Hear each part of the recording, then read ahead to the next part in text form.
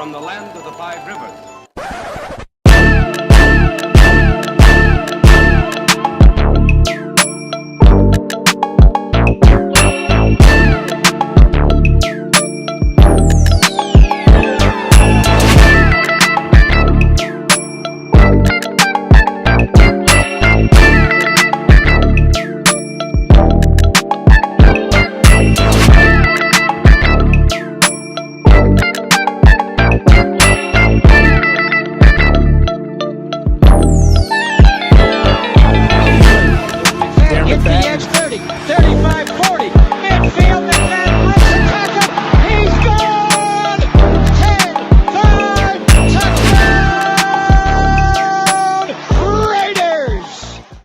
Years ago, when we came to Los Angeles, I really believed that the greatness of the Raiders would be in its future.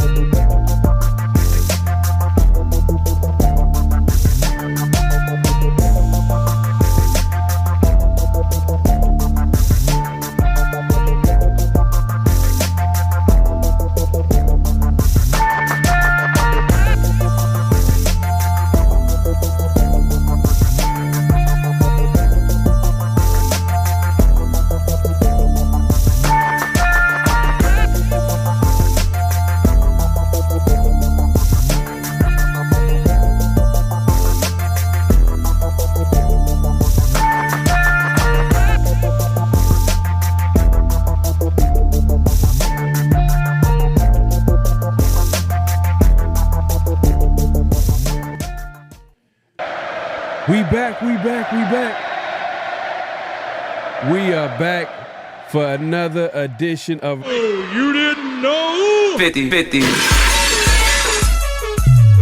It's that time. Welcome to the 50-50 show with Pharaoh NFL and the Severe Raider, the realest show for Raider Nation. The perpetuation of the greatness of the Raiders to take a professional football team and give it a distinct characteristic that's different from all others. Make sure to clock in, like, comment, subscribe, and hit that notification bell. If you haven't already, make sure to clock in, man. The night crew in the building, man. Hey, we got a special guest, man. We got Protect the Shield podcast. Chris, what's going on, man? Appreciate you coming through.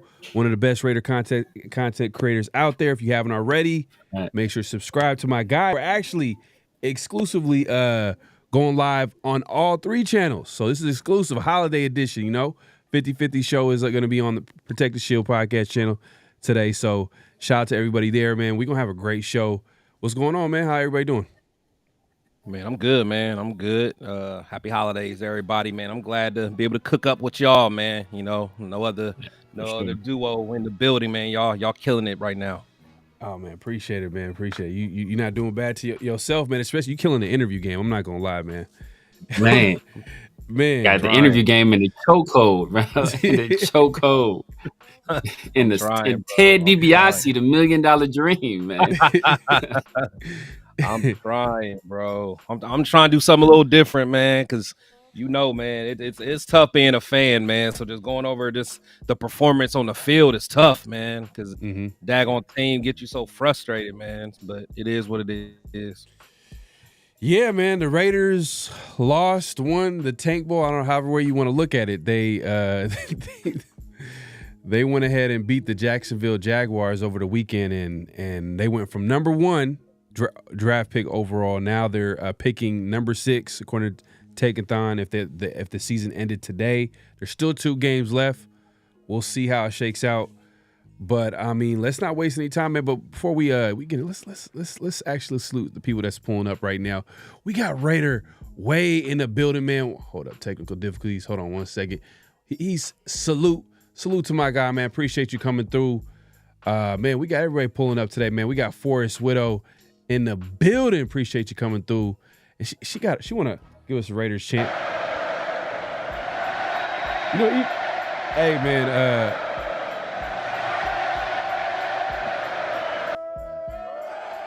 AP was doing this over the weekend after the Jacksonville Jaguars game. However way you want to look at it, like I said, like, man, do you think you disgusted? Man. But hey, you know what? Let's just not waste any time. Let's just get into it, man. Like, what? Like, did y'all even watch the game? Let's start there. Did y'all watch? Just be real. Like, did you watch the game? I did, man. It was tough, bro, because it was so confusing as a fan, man. But yeah, it was Raiders, man. Yeah. Yeah, man. 'Tis the season to be grieving because we lost out on the quarterback, and much like Chris said, man. You know, like it was one of those situations where you was like, you know, ain't no kind of make a play. You be like, yes, no, chill out. It was like, damn, man. So it was one of those situations like, you know, like it was an emotional roller coaster, man. Because you know, like, you know, heart of hearts, you want to see your team do well, but it's like, right. You gotta think with the bigger picture. You gotta think of the bigger picture, man. So, you know, it was tough. It was tough. It's like, you know what? Like, no. Like, know what I compare it to? Almost like for people, like I know a lot of people in the fantasy football. Like, if you ever got somebody on your fantasy team that's like going against the Raiders, yeah. And you need them to do good, so you be like, wait, damn, but oh man. So it's one of those situations, like, man. Yeah. I mean, hey, look, you know what? At the end of the day, like I called it too. I said the Raiders are going to win this game, and especially when every game that we've pretty much seen the Raiders play, especially after the bye week, they've been playing hard. They've not been good enough to win games, but then when I seen Aiden O'Connell take over at quarterback, and then there was that KC game, I'm like, you know what? Yeah, they're gonna win one of these games at the end, especially against these bad teams. It is what it is, man. But you know, does this actually buy AP some time? Because now, one of the things that made the job attractive to future head coaching candidates, let's say if like, you know, if there were going to be candidates interested in the Raiders job, was the fact that they're going to get a top draft pick and get a quarterback. Now they're not going to get that. Do you roll with AP for another year, or do you think that the Raiders, it's pretty obvious that they're going to go a different direction no matter what? I mean, Chris, you want to chime in? Yeah, so I think you might have to go with AP. I mean, I wanted to go. I wanted to stick with him anyway, you know, just to get that out there. But just like you said, you know, to be able to attract the top head coach candidates, man, you're kind of dangling that fruit of, hey, we're gonna get the first pick or second pick or so. We're gonna be able to get your hand-picked quarterback, and you can build off of that. A lot of coaches, they love that opportunity, but now you're talking about a team that may be at 7th. If we win next week, could be at 10th or even higher. You still don't have a quarterback solution. You still don't. I mean, you look at that offense. You still don't have nothing really at receiver. I mean, you have some, you know, Jacoby Myers. You don't really have a running back. The line is, you know, what the line is. So it's not, you know, the only thing that looks kind of attractive is just the salary cap money. But without us having that quarterback and being able to get him, you might have to roll with AP. So it is what it is.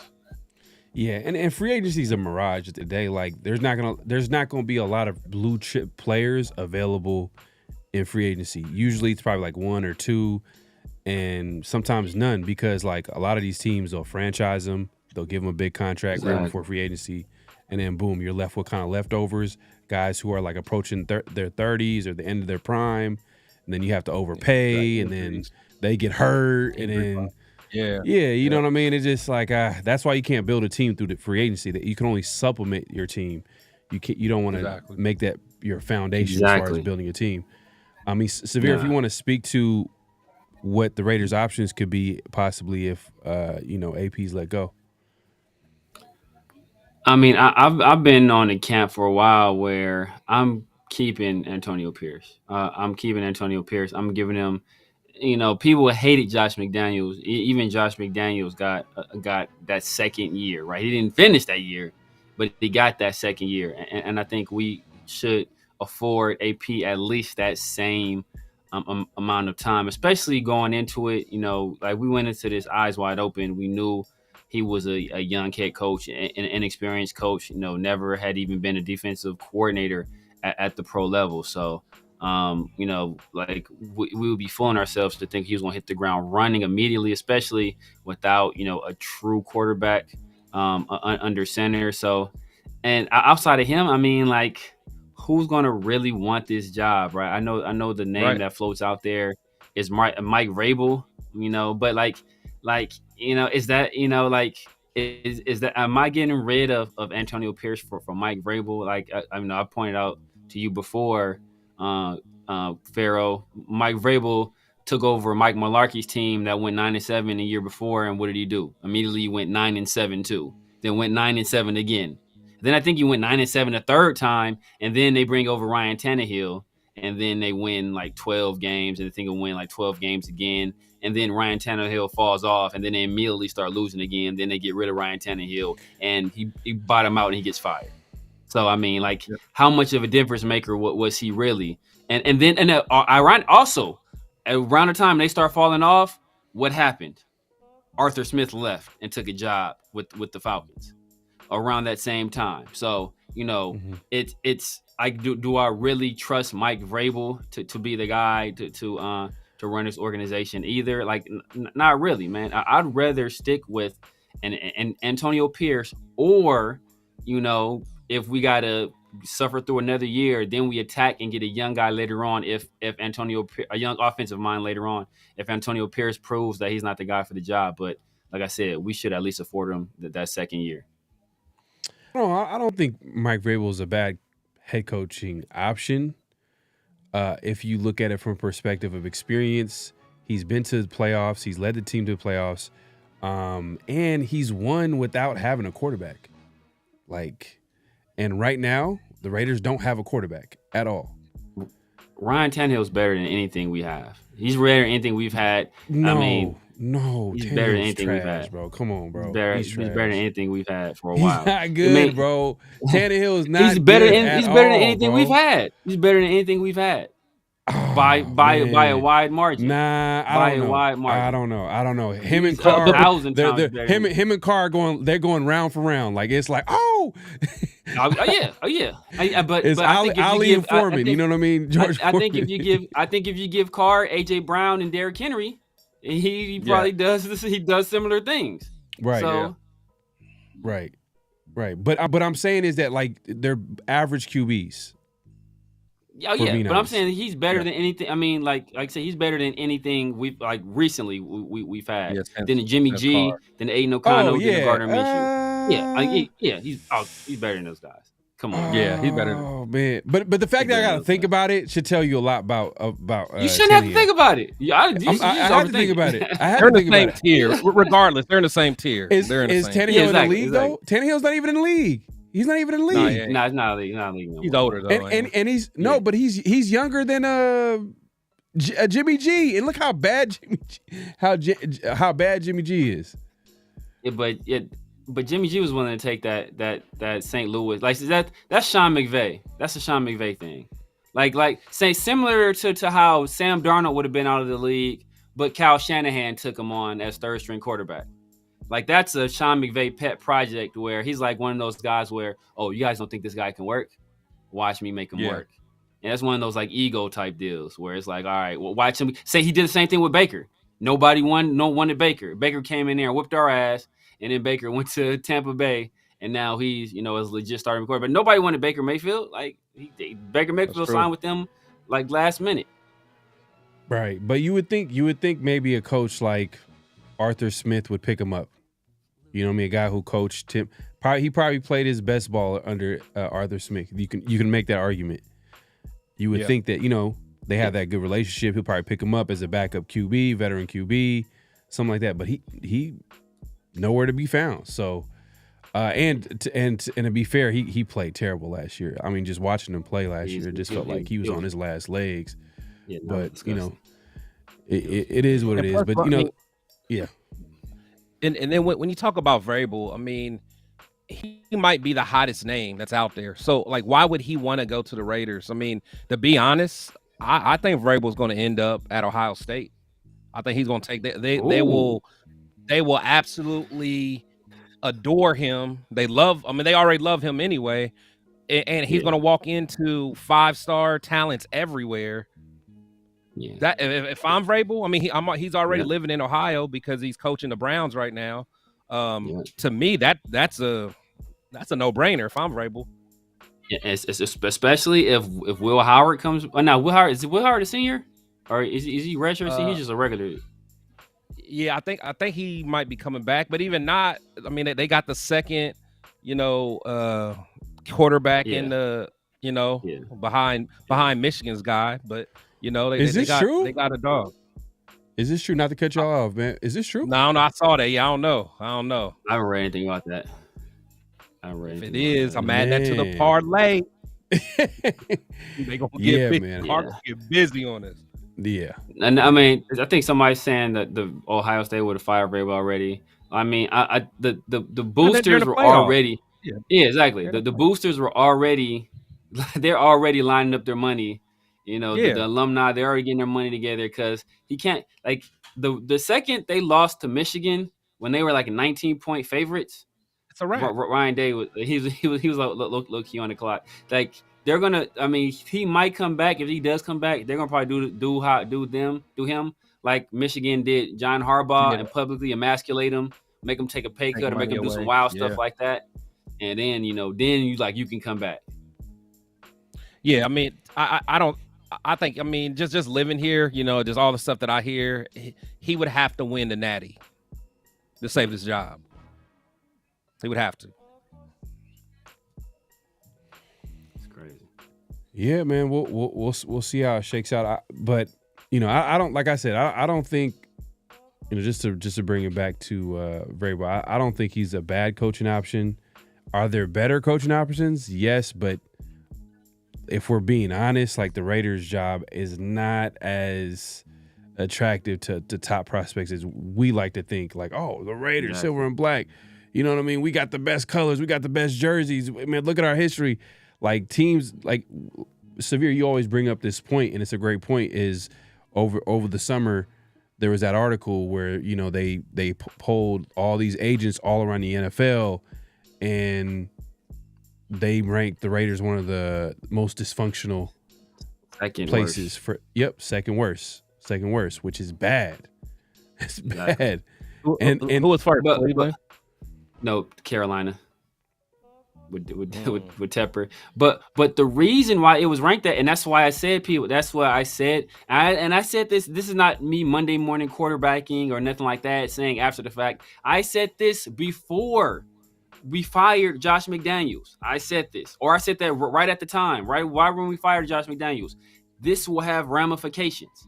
Like no agent, no representative is going to say, you know what, you should sign up for the Raiders, because what you'll get is you'll get a year, maybe a year and a half, and if you aren't winning immediately for a team that hasn't won in 20 years, then they're going to fire you. Like what? Like that? That's my that's what you're saying. That's your recruiting pitch. Like I'll take a job somewhere else. Thank you very much. Right. Good point. It's a good point. Man, Brock Bowers continues to dominate. Like monster, man. He's a he's monster. a monster. Like, is he gonna break the? Hold up, Severe. Is Bowers better than Big Mike? He better, bro. He better. All right, I was about to say sooner or later he's got to come around, man. He better. Hey, me and Severe used to go at it about that, bro. There's some things that Big Mike is better at, but Brock Bowers is the better overall player. But it's not close. It's not even close. Yeah. Not even close. Still got Big Mike he's a better blocker, still a better route runner though. He's still a better route runner, Chris. Hey, Big Mike is a little bit better than Foster Moreau. Foster Moreau, he's a good NFL tight end. I think he just had a touchdown. Did he have a touchdown? He's No, he solid. didn't. Not this last week. He's now and good is strong. I think he's solid. He's solid. He was pretty. Yeah, no, he's solid. He's solid. He's solid. He was third round pick, right? Because on a good Foster team, was third round pick. on a good team, Foster's Foster's had cancer though, bro. Come on. Oh, he went the sympathy route. He went the sympatty route. He went the This man better do better than Big Mike. Hey, bro, you gotta grade this man on the curve, bro. You gotta grade this dude on the curve. He's solid. It's like, bro, this dude just had cancer. Oh, cancer. Like, nah, I mean, motherfuckers don't want to go to work with the cold. He's out here playing. Tommy Eichenberg. Man, like, don't even get me started. Do not get me started. He just threw it out there, just randomly. Do not get me started. Another Ohio State product I don't want on this team. Oh man, but hey, the safety, Palomar, balling. Defensive player, I think he went defensive player of the week this year. AFC, defensive player of the week, man. 2 forced fumbles. Is he the starting safety moving forward for the Raiders, or are we going to be looking for a replacement? Yeah, I think likely, but there's still too many coverage busts on the back end, and he's supposed to be the guy that's making those calls. So, like all these coverage busts, some of them are, maybe you can say it's attributed to like, mental lapses by individual players, but I didn't remember these coverage busts happening last year when Marcus Epps was starting. I don't really remember too many of them to begin this year when Marcus Epps was starting. So, it's like if you're the guy that's responsible for all the communication, making sure guys know the situation, know the defense, know like, if they're running the banjo and they're supposed to sweat, like, if you're the person that's supposed to be doing all that, and we having all this coverage bust, that's an issue. But that being said, he's an undrafted guy. He's his first time starting. He was start the year as a special teams player, basically. So, you give him a pass, let him grow into the role. But what he brings from the athletic standpoint, from the intensity standpoint, I think he's it's better than what Marcus Epps was able to bring. Yeah, and I feel like we should bring back Morick.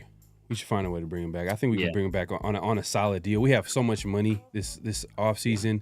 But then I start thinking about, I don't know if y'all seen the clip of Max Crosby from his podcast, kind of talking about his experience of being with the Raiders, and he's talking about how he doesn't have any more guaranteed money left in his contract. I'm like, damn, a lot of that money. Man, they better take care of that. They about to take care of that this offseason. Oh, they got to, but all that $100 million cap space is going to be taking a hit, especially because we got a lot of free agents. We got a lot of free agents. Nate Hobbs, Kuntz. Hey, I'm not gonna lie. I want Chason back, but Chason's a free agent too. You know what I mean? Man, definitely got to get Chason back. We got to, man. He looks like he's on the upward trajectory. He's going up, man. Definitely. So but do we give him a multi-year contract? Maybe another 1-year deal. Give him a 1-year deal. I give him 2 with a team option for a third. I give him 2 at least, bro. You don't want it to be a situation where he keeps getting better and then it's like, all right, now you have me 1 year. Now you got to pay me. Right. Lock him in for 2. Lock him in for 2. All right, and then you give Kuntz 1 year. You give Kuntz 1 year. I give Kuntz 1 year just because of the injury. But Kuntz will mess around and do some crazy stuff. But at least then at that point you still have Chason as a backup. Yeah, the backup. Yeah. Hey, you know what? Is this Telesco and Champ Kelly doing work right now, or is it? Do we got to give this credit to Telesco? Because old boy that we got from that rookie D tackle who was drafted by I think Lalu? originally by Man, Lalu? yeah, Yeah, he balling, balling. I mean, I think Champ you can though. say, yeah. I'm gonna go ahead, Chris. Yeah. I'm gonna say the same thing, but go ahead. Yeah, I'm about to say I think it's Champ because if you remember, Champ's guys has been in place this whole time. You know what I'm saying? Now when Telesco came, I think he still kept a lot of Champ's scouts in place. Like I don't even think Telesco brought all his guys really in. I think a lot of those guys were just a part of Champ's crew. So for him to be able to find some of those diamonds in the rough, man, I'm Telesco probably doing his thing, but I think Champ needs to get a lot of credit. Nah, facts. And we saw it last year. We saw it when Champ was taking over. I mean, it's kind of some of the luster and shine has worn off him. But Jack Jones last year, you saw the impact that he was able to make when we picked him up last year. So I mean, like this is something Champ has done before, and I think that he and like we talk about, man, like these people that are in these higher positions when you're GM, a lot of that is you set out the vision and you delegate. So he has people in place that are doing these things. It's not like him like looking at tape like, oh man, see this guy Chase on? He's letting people, and they bring it to him and then he makes the decision. So the final call is him. So, saying, hey, him agreeing to it, if they make a compelling case and they agree to it, hey, you know what? At the end of the day, you're the GM, you get the credit for it. But I just think with the history of what we saw last year from Champ Kelly, some of the guys he was able to bring in, I think, he deserves some of that credit as well. And we got to shout out Patrick Graham, too, because he's finding a way to plug in some of these players, too, because it's another part of it is coaching. Because for years, how many times we've seen former Raider players this used to be our calling card where we used to get journeyman players and they come and they ball out for us. But then as of lately, because Raiders have been so bad for all these years, former Raider players will go and play well for other teams. And so what does that tell you? Coaching wasn't able to unlock that player. So I'm trying to think of the coaching, personnel, scheme. I mean, it's all of the above, and right.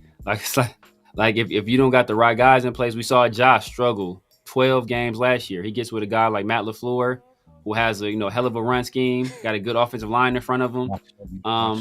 He's able to maximize his abilities, right? He's a good. That's what I'm saying. He's maximizing his abilities. He's going 3-4 yards untouched, but then he gets another 3-4 yards after that, after breaking some tackles. So it's a combination of those two things. Last year, he's getting hit, at the line of scrimmage or hitting the backfield. That effectiveness is not the same when you're under those circumstances. So we're seeing a team. Same with Saquon. Saquon wasn't doing this last year in New York.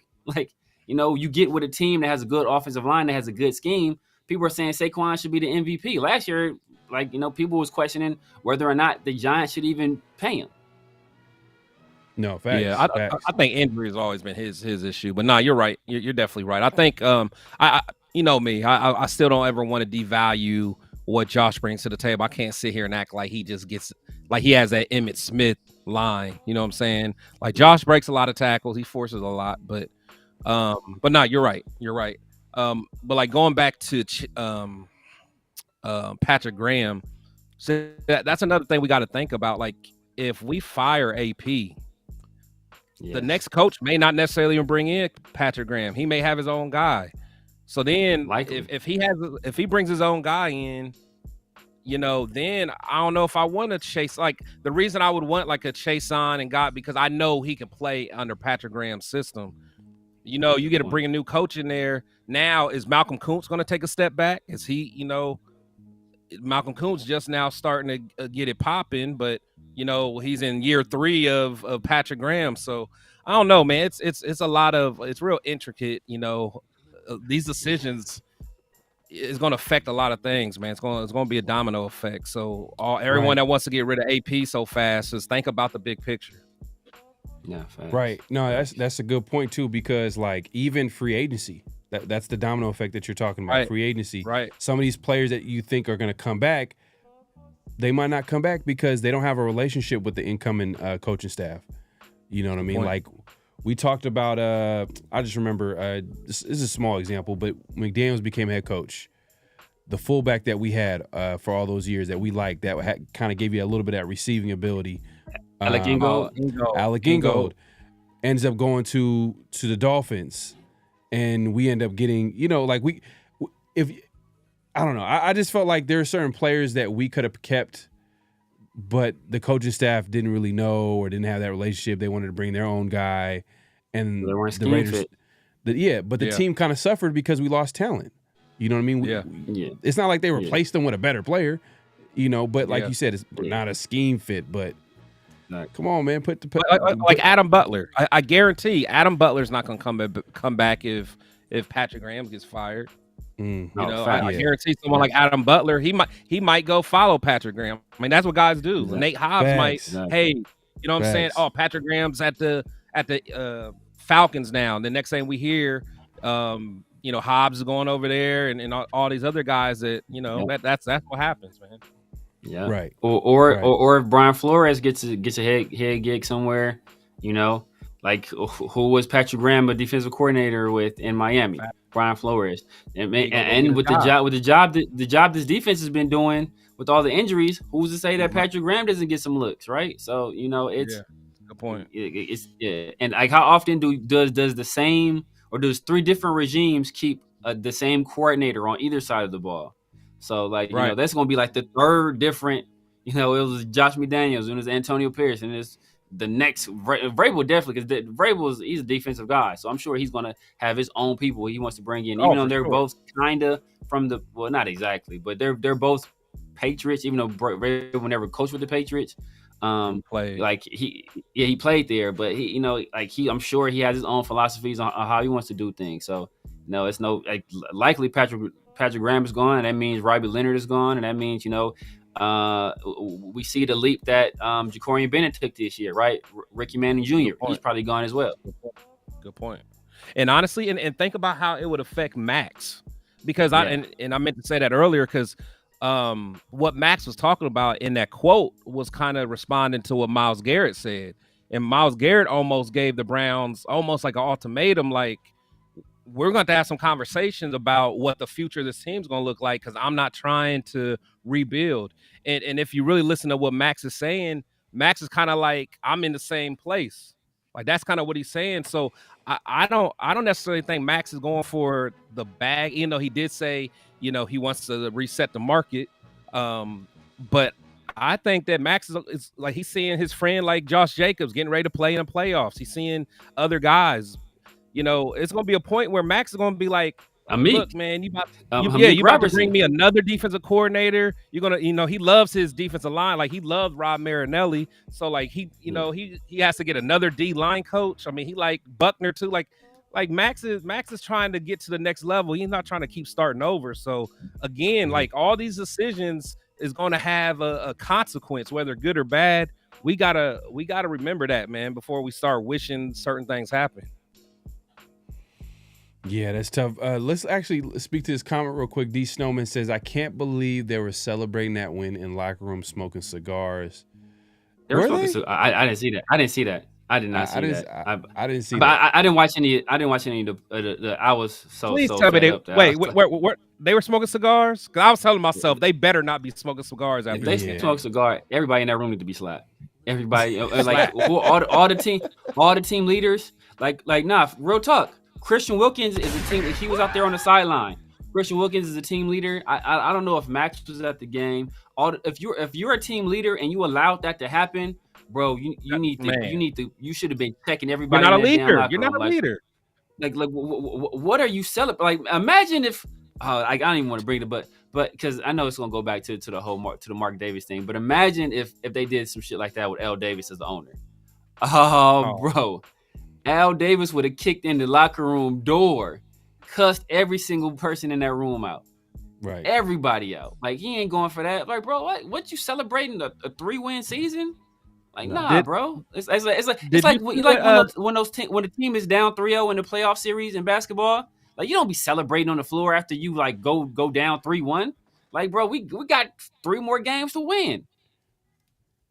Do you remember what Hugh Jackson said on my interview when he was saying I forgot what game it was, but it was like a special game, and Hugh Jackson after the game wanted to give Al Davis a game ball, and he was like, "What the hell is this? I only want one ball, and that's a daggone one that's on top of the Lombardi trophy." He was like, "Get this shit out of here, man." It was like, I don't care about this game ball. Like, what? There ain't nothing to be happy about, man. I want that Lombardi. Imagine Al Davis walking in and seeing them. Man, that's crazy. That's crazy. Yeah, man. I got if that happened, man. Because like I know AP said in the presser. I think the presser on Monday, not after the game, that he saw like Mark Davis was celebrating and he ain't seen him that happy in a while and that excited. Like, bro, like. That look, I pray that was off for show. Because Mark Davis know we lost that first pick. I think Mark had to know the camera was on him. Look, I gotta make this look good. I gotta play it up. But like if I was owner, I'd be like, look, man, like we need a quarterback, man. We need a quarterback. Damn, they're celebrating. Celebrating. I'm not seeing any cigars. The Raiders media ain't really pushing that out there. Yeah. So yeah, this is the first time I heard it, so I doubt that it happened because I was thinking to myself, it better not. Yeah, well, if that happened, yeah, I'm not seeing that, man. But if it did, though, that'd be strange doing it on a 3-win season, and the Raiders is playing pretty bad all season. But yeah, man. Hey, look, at this point, but look, let me ask you this: is this scenario where the Raiders can have a great draft in that they don't necessarily have a top 3 pick, but they pick the best player available, Tom Telesco special, and we get a QB. And we go after a QB in the second or trading up into the first. Is there a scenario where you would be like, you know what, hey, it could end up being a pretty good draft? Is there any player that you could think of at that QB spot that can really help where it can make it work, where the Raiders can make it work? So for me, I'm all about, at this point, I'm all about the best player available, just because all the holes we have. As far as any quarterback, it's a little too early because I'd have to know exactly where we are in the draft. But, you know, like I said, Dart is someone that I'm interested in seeing more of just because his athletic ability, his size, you know, his time with Lane Kiffin, you know, it leaves a bad impression, just that Florida game he had. But, you know, I just got to watch more. I got to watch more. I got to see what, you know, my guy from Oregon, you know, I got to watch him more, you know, when the big lights are on in the playoffs. But yeah, at this point, I'm not necessarily looking for a slam dunk at quarterback. You know, I know we have to get a bridge guy. We have to get a guy that we're going to develop, but this is not going to be a quick process to find our guy.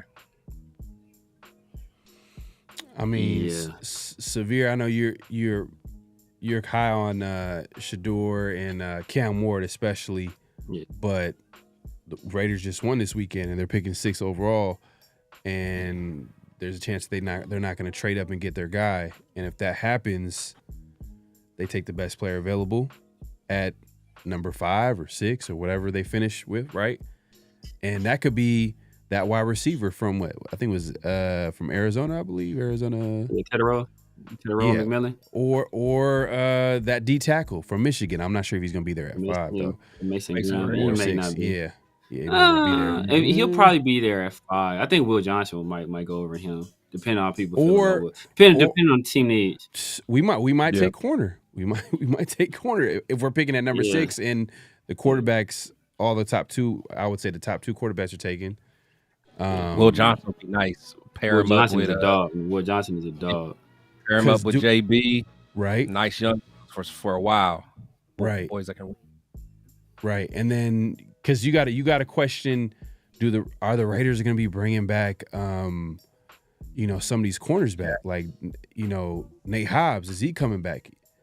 Even though we would want him back, but then at the same time, do you offer him a deal when he keeps getting hurt almost every year of his career?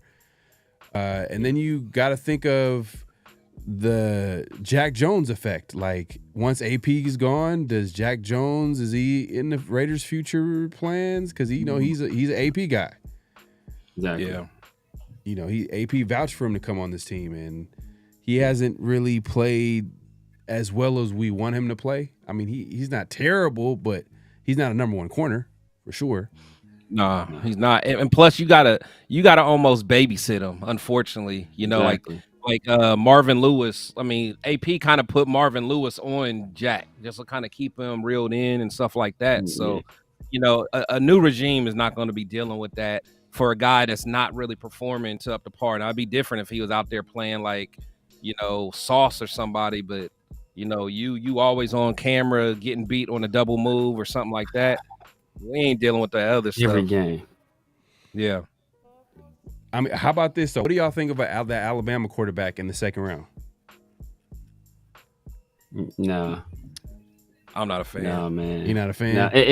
If too big of a if this was like exactly. But this was like a situation where we had an established quarterback, but he was aging, and we're looking for some guy that, hey, in 2 or 3 years, we need a guy that's going to be able to step in. Seem like if it's like the Jordan Love type of deal, whereas Jordan Love with Green Bay, where it's like, hey, we know Aaron Rodgers ain't out of here yet, but we don't really like dealing with him, and he is getting older, so we do need that off ramp for when either he does some weird stuff and leaves, or he ages himself out of the position. And then you got a guy like Jordan Love, who was uber talented, but played at Utah State, and he needed some development. But Jalen Milroe, he's, from everything I heard, super work ethic, great kid. Works extremely hard at his craft, takes care of his body, takes football seriously.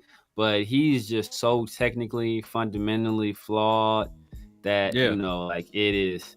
He's not ready. He's not ready to play. TP Jr., Terrell Pryor Jr. No, I don't think it's that. Yeah. I mean, and he's not even as big as Terrell. Yeah, Terrell was almost like a I'm just saying, kind of go ahead. Kind of how I thought about old buddy from Tennessee last year. What's his name? That went to Michigan first. What's the name? That was at the... That's in New England. Pharaoh, New England, Joe yeah. Milton. Milton, yeah, he gives me that Milton vibe, man. It's like, because he'll go to the combine and wow people. He's gonna have a rocket arm. He's gonna run fast, but I just don't see the being able to transition and be able to read the defenses. And again, me being a Michigan fan, I just saw us just make them look kind of silly, and we're about to make them look silly in about a week or so. But I'm just not a fan, man. I'm not a fan. All right, man. I'm just throwing it out there. But look, man, hey, we appreciate everybody coming through. Make sure to clock in. We're going live on all 3 of our channels, man. Protect the Shield Podcast, The Severe Raider, and obviously myself, Fair on the Fell. If you haven't subscribed, make sure to subscribe. Hit that like button. As we like to say, clock in, man. Hit that like button, hit that subscribe button, hit that notification bell so be notified anytime we drop new content as well as go live. Man, we got a great show, man. Hey, it's that time, man. Hey, Chris, we've had you on before, and I don't know if you remember one of our favorite segments, man. We like to talk. It's Flag on the Play, and it's yeah, man. Personal foul, 69, offense. He was giving them the business. So this is our time where we kind of get into different topics. You know what I mean? It could be NFL related. It could be college related. It's just whatever we have a problem with that we're going to speak on. And Severe, if you want to lead the way and talk about the first flag on the play. Yeah, man. So if anybody caught Around the Shield on Friday, we touched on this a little bit, and it's like the universe was listening. Yeah. The universe heard our cries, and they answered. And everybody's the hot topic has been Travis Hunter and his girlfriend slash fiance, I guess, and their relationship. And it was revealed that she had been in some very precarious situations with other men, and it was coming to light. And as a result of that, Travis, who had been basically making the rounds, whether it be on IG, whether it be on these other podcasts, defending her, he recently deactivated his Instagram. And it's a guy selling merch off of this girl now, man. They didn't turn capitalist off of this, man. So it's crazy. Yeah, man. I look. I'm gonna actually put this on the screen in just a second, but yeah, it's tough for Travis Hunter right now, man. I think he is, and the thing is, he's in denial, and it's just so obvious. It's just like, man, and the thing is, like, she's doing things that are like obviously disrespectful, and like he's not controlling the situation at all, and things just keep coming out, and it just keeps getting worse. Like even the ceremony, the fact that she'd even like get up, and it could have, it's funny, like you could probably give her, no one wants to give her benefit of the doubt. Maybe she didn't know how to go up first. She thought the mom should go up first. I don't know whatever the case was, but there's so much, where there's smoke, there's fire. And I think that like that whole situation is like, Travis better get a prenup. I mean, I'll be honest with you. Like he better, I mean, if we're being honest, like he should just let it go. But that's a whole different conversation, man. He gonna have to, deal with that personally. But that being said, this was something that we talked about before. I think, Severe, you said you brought up before, and it's actually kind of like, now that the bigger this Travis Hunter situation goes, because it's blowing up all over social media. That's everybody's clowning, making memes, and what's worse, Manti Te'o or Travis Hunter just literally destroying his career, off the field career, before he even started?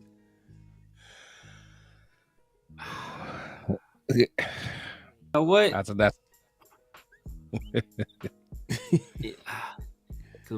a tough. We don't one, bro. know. Yeah, we don't know what the end result will be, because it definitely affected Manti Te'o's like draft stock. I don't think this is gonna hurt Travis Hunter's draft stock. Manti Te'o never turned out to be a good NFL player, really. Was he drafted by Tom Telesco? I believe he was drafted. But the thing that's where'd he go? Where'd he go? I forgot where he went. The Chargers. He went to San Diego. He went to the Chargers. Oh, okay. I think okay. Yeah. In the fourth round? Was it in the fourth round or a second round? It was the second round, I think. He dropped a little bit. Yeah. He did drop. No, but it might have still been. That was his second round. It was either late first or in the second. But I will say this. I will say the Travis Hunter situation is what the Manti Te'o situation is bad, because like, come on, bro. But like in that situation, he was the victim. Like he didn't really have control over the situation. Somebody played, on his emotions that he was taking advantage of. He thought that he was being there for somebody that he actually cared about and all that stuff. In this situation, Travis Hunter has all the control. He's being publicly and openly disrespected, and he's just taking it. He's just taking it. So it's not even just taking it. A little bit worse. I don't think he has any clue. Not even that, man. He might be a masochist. He might like the punishment. He might like somebody like. He might like it.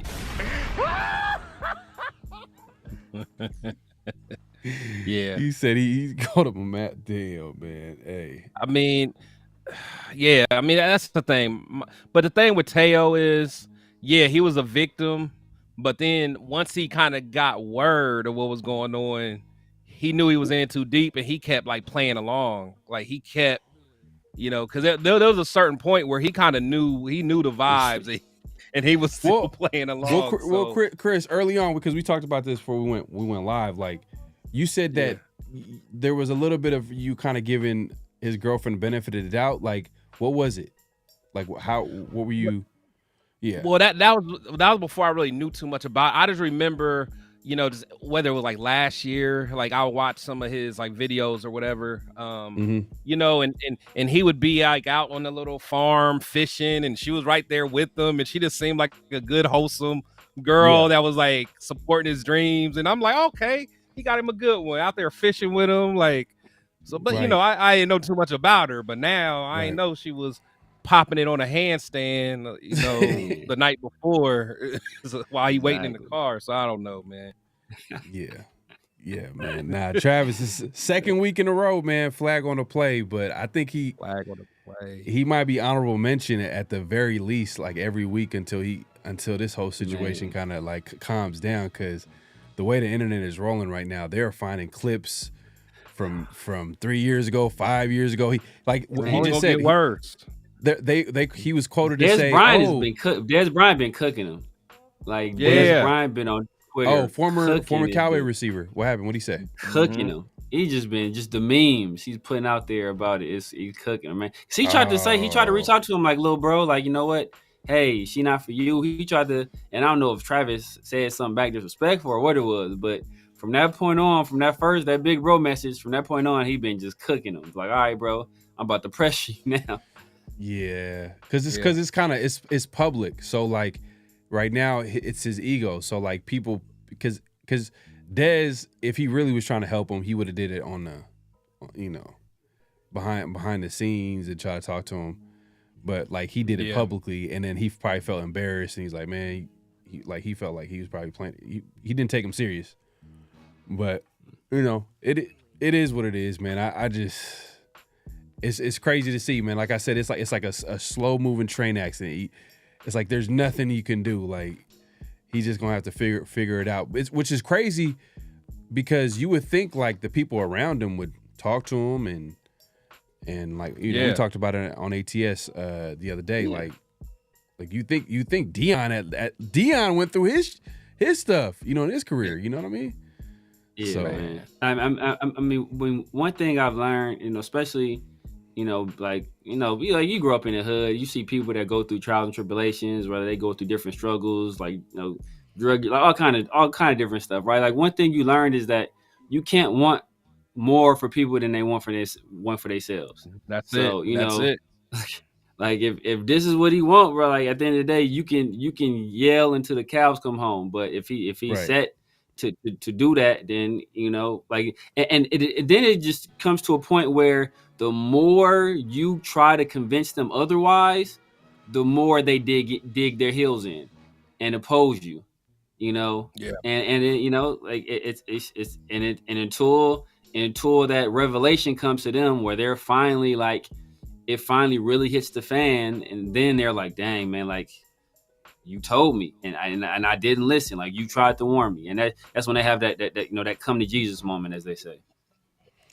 Damn, it's crazy. Internet, like I said, internet's undefeated. Like he literally said 5 years ago, he's been with his girlfriend for 5 years. They found footage of her 3 years with somebody else, like 3 years ago with somebody else. So it's like they just keep going right now. Like, so I don't know, man, when it's gonna end. But hey, Travis Hunter, flag on the play, man. Well deserved. But that being said, let's move it along, man, to the next flag on the play, man. Severe, if you want to take it away. Yeah, man. So speaking of, we talked about Ohio State and Ryan Day. Football game, like Kirk Herbstreit was, he's one of the more famous football college analysts. He's also an Ohio State alum. After Ohio State won their playoff game against Tennessee, he had some disparaging remarks he made toward some certain people that were on certain shows, and I guess he thought people was gonna let that slide, and he got a whole different reaction than he thought he was going to have, and what he did got he it say? from he said something about who? He made some remarks about the people on First Take, and their opinions on Ryan Day's job security, and he was like basically like, oh wait, what negativity y'all gonna have to say now, so something to that effect. And Shannon Sharp called Wynn to it, and Shannon Sharp was like, man, don't let the smooth taste fool you. Like I'm still a nigga from rural Georgia, Mississippi. and how so. But all right, let me go ahead and play this clip here real quick.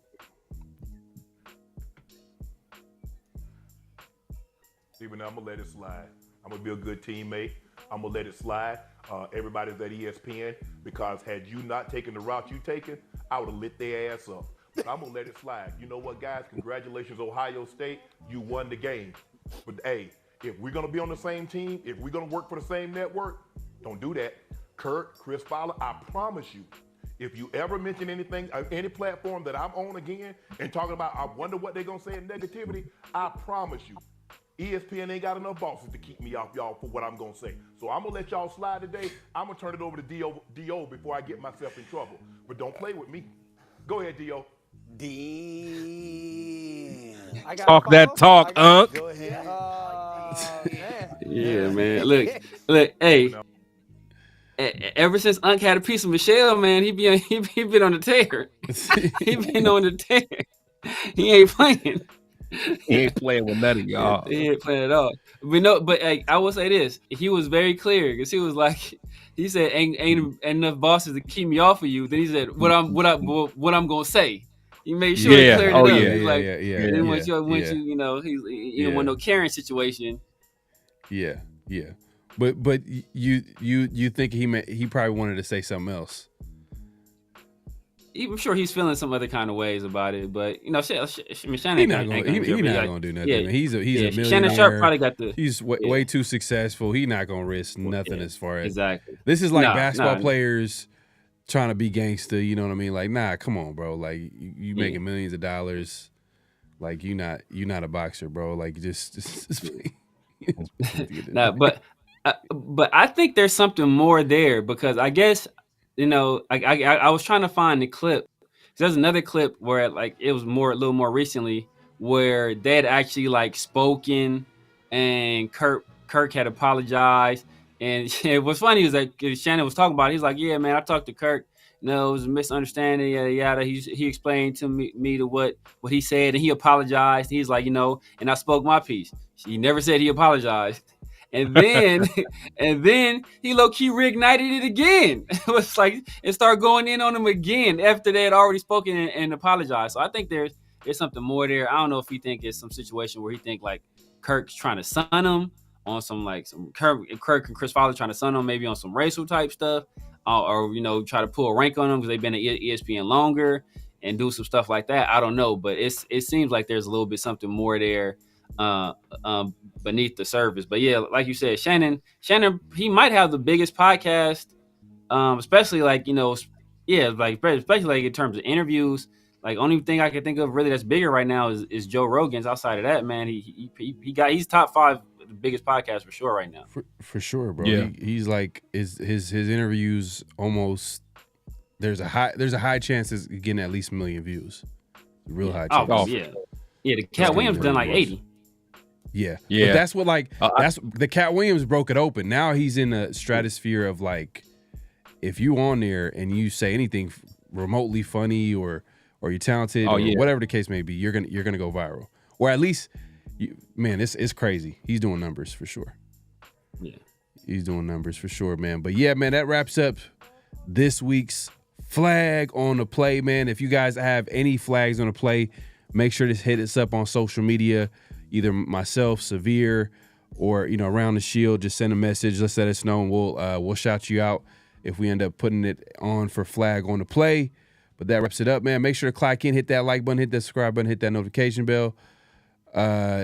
Cool Kev says the Raiders' job is still better than the Jags and Giants' job. Giants got the number 1 overall pick. Yeah, and I wouldn't. And they got And it's a big market, Giants. But Giants, I ain't gonna lie. You gotta think about it this way. You make one mistake in New York market, they are gonna go for the kill. They're gonna try to get you on you. But But I don't know. Raider fans is crazy too. We'll Yeah. If you do something we don't like, if you walk funny, you're like, you're not a Raider. Man, exactly. They like Russell Wilson wasn't a Raider, but somehow Aiden O'Connell is a Raider. Like, I don't even start with that. But I would say this about the Giants. The Giants they're going to have their quarterback because they're going to end up with the number 1 overall pick. So they got their quarterback of the future. They also have their running back in Tom Brady. So they already have two of the triplets. Then they have Malik Neighbors, who was the second, who's going to be one of the best wide receivers in the league. So and then they have a stalwart defensively as well in Dexter Lawrence, and I think he's younger than Max Crosby as well. So they have a young defensive stud too. He is. So like they have pieces there. So that's going to be a more attractive job in my opinion, especially since you're going to have more job security as well. Damn, hey, people in the chat need to calm down. I might have to block this dude, man. This comment is crazy. Oh my god. What'd he say? I ain't gonna say that. I got it. You gotta send it in the group, in the guest chat. I can't even type it, bro. I'm not even gonna type that. Damn, it must be bad then. It must be bad. All right, for sure. I don't even want to know it. Man, this just trolling at its finest, though. Trolling at its finest. Yeah. It is what it is, man. But yeah, man, we got everybody pulling up, man. The chat is going crazy. I'm trying to keep up. Appreciate everybody commenting. Berendo says AP should have tanked for Sanders for a rookie deal if Raiders can't afford free agent QB at $40 million. Okay. Now, hey, I'm not gonna lie, man. I hope Tom Brady doesn't go into, because he's going to be part of the decision making moving forward. We know that. Like, it's Mark Davis is literally saying everything in every way that's just tell us that Tom Brady is going to be part of the Raiders franchise, picking a QB, yada yada yada. And one of the biggest, news regarding QBs was the Atlanta Falcons. They end up benching Kirk Cousins, and now we're hearing that they're going to cut him. Yeah. If he becomes available, should the Raiders go after Kirk Cousins as a bridge QB? No. Or does he consider him a bridge QB? Because I'm sure he probably feels like, I had a certain level of success. I can be a starter. I'm not no bridge guy. Like Minshew would accept a bridge QB because he gets a chance to start. Cousins, he's been starting for, I don't know, for a while now. Like, he can go to another team. Yeah. Do you see a fit with Kirk Cousins? Because now, if you look at Kirk Cousins, then Aiden O'Connell looks like the perfect backup. I mean, Chris, do you want to speak to this, man? Do you think Kirk Cousins could be a good fit for the Raiders, or should the Raiders pass? No, I definitely want to pass on him. To me, Kurt makes sense. Maybe in Cleveland, he can kind of reunite with Kevin Stefanski. But for us, no. The way our line is, it's not going to work out. We don't really have, we got Jacoby Myers, but we don't have no wide receiver. We're good at tight end, but short answer, no. I'm cool on him. Right. Man. Right. Yeah, you're gonna have to have a good online with Kirk Cousins, like for sure. Yeah. Which the Raiders have plenty of cap space, so they could probably invest in fortifying that offensive line, maybe drafting a guy as well. But maybe if it's cheap, maybe you can make sense. Like, okay, Kirk Cousins on a cheap deal, bridge QB, and then you still take a quarterback in the draft. This Kirk Cousins has Gandalf and Dumbledore as his agent, bro. These dudes is working some cheap, wizardry. Ain't nothing finna come cheap. Ain't a damn thing coming cheap. Oh man, facts. That's a fact. That's a fact. That's not coming cheap. Yeah, especially the way that teams are desperate for a quarterback. Like, if you look at the quarterback class, if Kirk Cousins gets cut, you can make an argument that he's the number one quarterback available. You can make an argument. Probably Darnold, just based off the success he had this year. Recency, yeah. Right. But if you're looking at it from a totality of like someone could make an argument like, well, Kirk Cousins, he's had a solid career. He just coming back from injury. He's 1 year removed from Achilles. He's back to being healthy. Put him in the right system. Someone can make sense and be like, you know what? Kirk Cousins would be a better bet than a Sam Darnold, who played with an elite play caller and yada, yada, yada, yada. You can make all these types of excuses of why Darnold wouldn't be a guy that you want to invest a big time contract with, right? So there's a possibility because, hey, if you look at the quarterback class, it's terrible, man. And the Raiders, if they're picking number 6, they might get nervous and be like, you know what? Our chances of getting quarterback ain't slim to none. They did it with Minshew. They went into the season with Minshew as a starter. Yeah. Minshew is the starter QB. So, and then we still got people out there. We still got people out there that are maybe interested in what's Buddy's name from Detroit, the backup, Hendon Hooker. Yeah, so there's still, people like him out there. But yeah, I don't know, man. By a trade, yeah, something like that.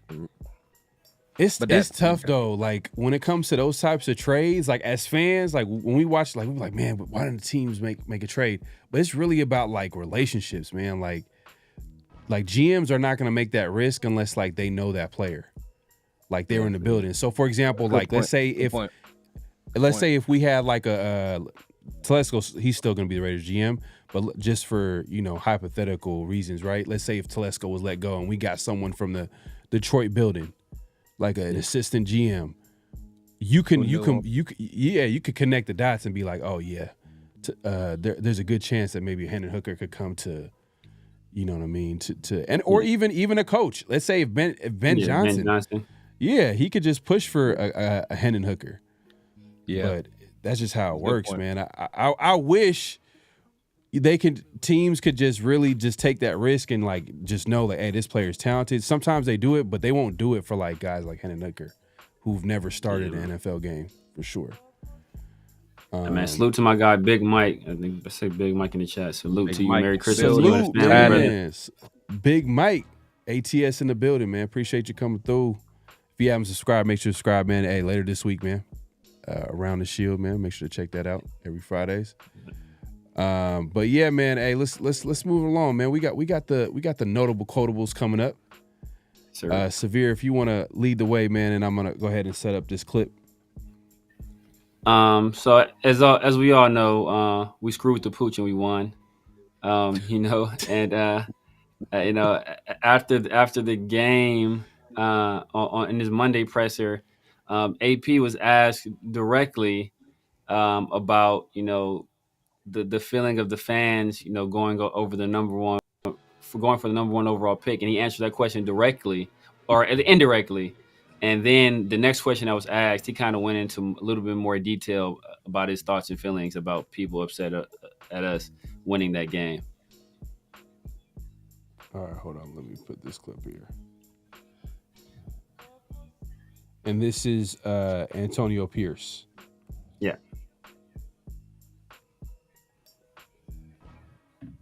Here we go.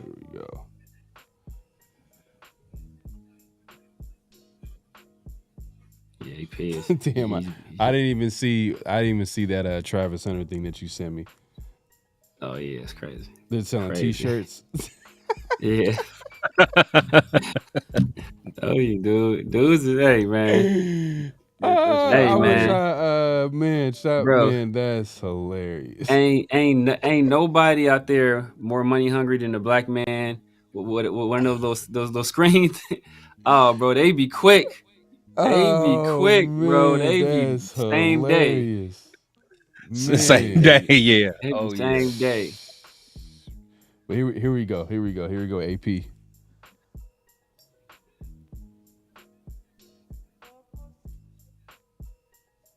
Can't hear it. The drought. Message for Raider fans who are upset that you guys fell down the draft board.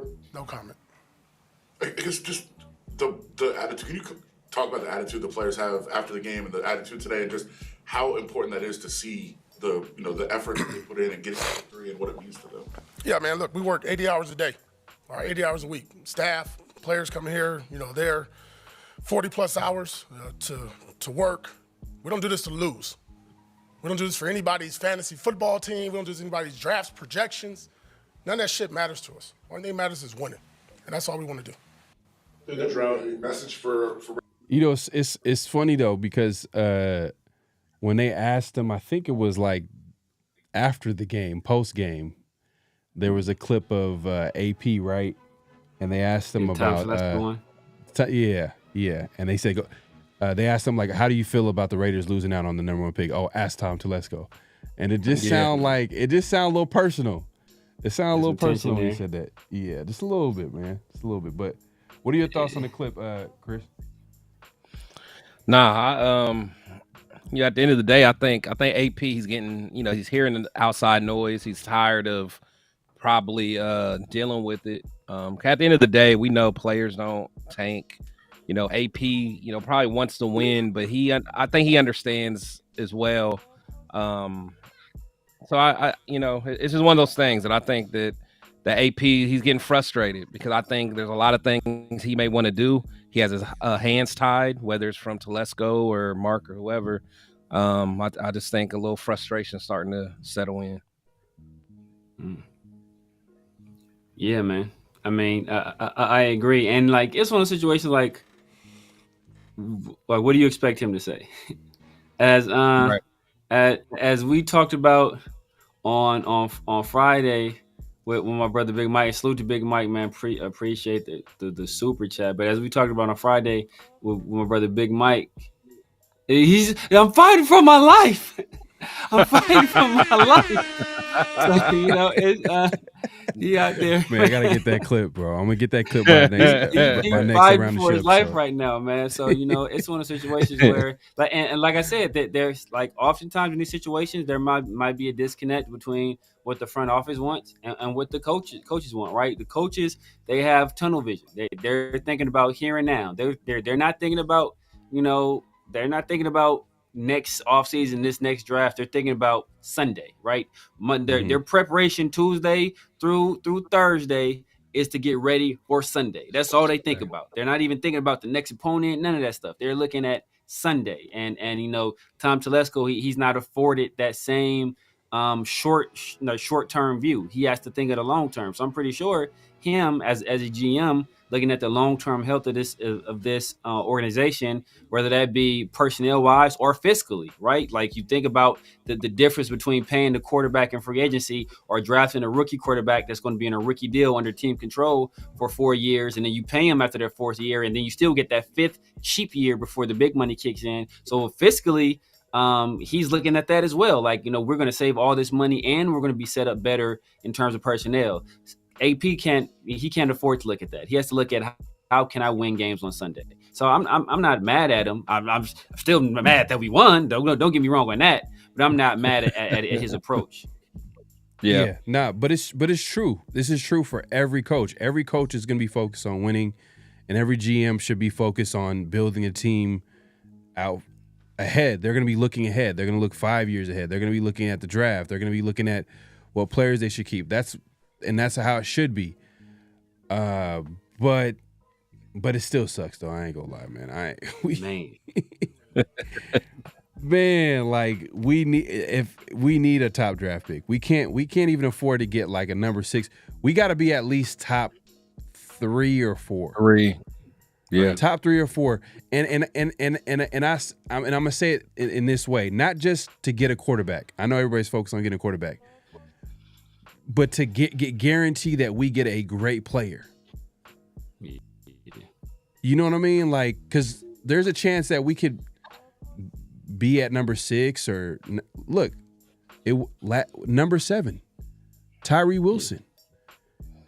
I know Tyree Wilson hasn't been the player that we envisioned, but y'all got to remember, he was the backup option. Like, they didn't have Tyree. They were going to draft Paris Campbell, offensive tackle, who smartly the Arizona Cardinals traded up in front of the Raiders to take. So, you know what I mean? Like Tyree was the kind of like, okay, you know what? We can't trade back, or for whatever reason, they didn't want to trade back. None of the deals came on the board, and they just end up taking Tyree. But we heard all the reports that, you know, they wanted quarterbacks. They wanted they wanted to get that corner that they ended up going to the Seahawks. You know that Nate Hobbs' teammates, Witherspoon. You know what I mean? Yeah. But I just don't want it to be a situation where we like, man. But Telesco, Tom Telesco's special, man. He's gonna go for the best player available, and he's not gonna mess that up. But man, sometimes that doesn't work, man. Sometimes if the building is not 100% all in on the player, then it cannot work out, man. Because Tyree, that man, I'm not gonna lie, man. What do y'all think of Tyree so far? I mean, Chris, I know he's gotten a little bit better. He's gotten better. I will say that he has. Better. He's still. I mean, he still has that same, you know, the same bull rush. He's trying to learn his little swim move. You know, he's trying to get it right. Yeah. You know, but again, it's just so hard because the other people that was just on the board when he was there, and again, it's not his fault. You know, just like it wasn't Cleveland Farrell's fault. We just reached for him and we whiffed. You know, the best we can do is hope he becomes a mid player and just kind of go from there. But you're right. You know, having to get him at 7, I mean, that sucks. You know, we need, just like you said, we need to get in the top 3. Not only, like you said, to get like a player, like a good player, but even if we wanted to trade back down, you know, at least that is more appealing for teams because they're like, okay, I want to get Travis Hunter or I want to get Shadul. Now, if you're in the top 3, you still might be able to get something and still get another first round pick and all that stuff. But without, you know, at number 6, it's just all bad. Yeah, I don't think this is not going to happen, but that'd be hella funny if Travis Hunter just slid. Because of that'd be crazy. That would be they're like, crazy. This game goofy dude. The girls in Vegas will be just waiting for Travis. Oh man! Oh my God! Oh, the girls of the night, like what Birdman, that Birdman meme. Man, yeah, oh yeah, walking up, man. Yeah, man. Hey, but real quick, man, we gotta acknowledge this the right way, man. My guy Big Mike Raider with the super chat, man, says Merry Christmas to my ATS brothers and my main man Protect the Damn Shield. Y'all have a blessed one. Hey, my guy, man, supporting as always. Yeah, we're gonna be doing this next Friday. This Friday, I should say, man. Episode Around the Shield. Make sure to check it out, my guy Big Mike Raider. If you haven't subscribed, make sure to like the thumbs, man, and subscribe to my guy Big Mike Raider, man. Fire content. God knows his stuff for sure, man. But yeah, go on. What was you about to say, Severe? Yeah, man. I totally forgot, man. You know, my ADD is I'm about to say that bad boy gone. ADD is kicking me. It kicked me dead in my forehead, man. That ADD life, bro. That thing been gone. Man, gone. I looked at a comment. Everything I had in my head is through.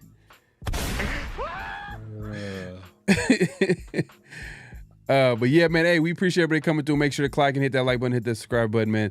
The chat is going crazy, man. We'll try to get into the chat real quick.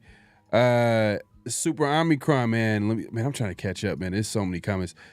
He says, I remember they tried to lure him with the I remember that. Oh, talking about Manti Te'o. Oh, Manti Te'o. You know the thing about Manti It's okay if you are. It's a safe space. You're right. Hey, did you see the documentary? Did you see the documentary? The Manti Te'o documentary? That shit is wild, man. It is wild. It's more wild than I remembered it being. It was wild. Yeah, and to be fair, like to be honest with you, like we compared it to, it's not close. Manti Te'o shit, that shit was like, what the hell, like. Yeah.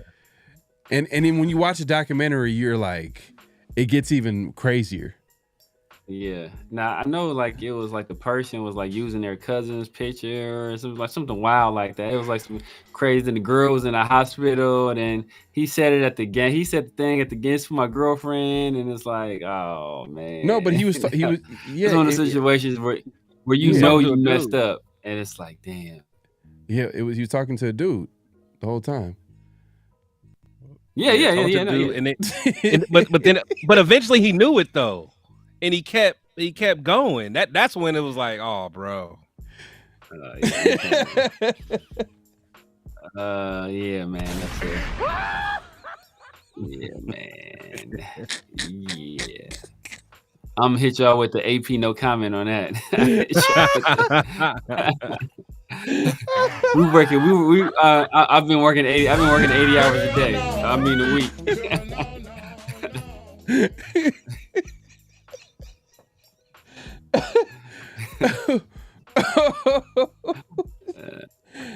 Oh man. Anyways, hey man, make sure you clock in. Oh man. Berendo says Sanders may bring his dad. Deion Sanders OC would be needed. Agree.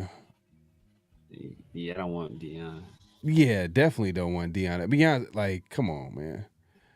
Just really... Like, I don't want Shiloh.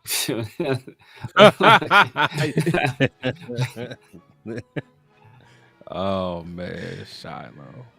Yeah, man. I definitely want no Deion, because Deion is temporary. You can just tell, like, he's just there. He's not gonna be there for this. I don't want to say the success for the Raiders, because he hasn't been. Like, how long was he with Jackson State? Or, you know what I mean? Like, how long was 3, 4? And if he ends up leaving, you know, Colorado, how long has he been with Colorado? What, 2 years? 2 years. Not even? Yeah. 2 You years. know what I mean? Yeah.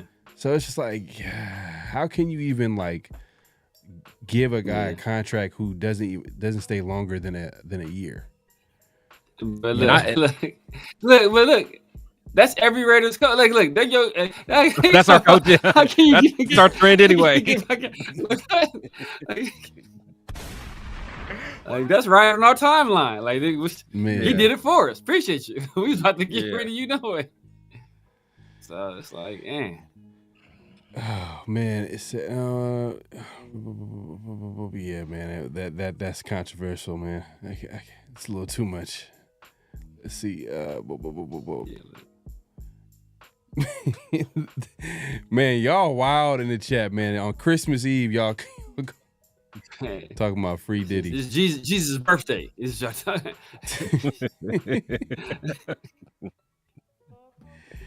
yeah, man. Let's actually moving on to the next notable quotable. Let's go here. If you want to give the intro, Severe, before I set it up. Yeah, so as we all know, Michael Penix started this past week for the Atlanta Falcons. Former MVP for the Atlanta Falcons, Matt Ryan, they brought him on. CBS brought him on to talk about Michael Penix's performance.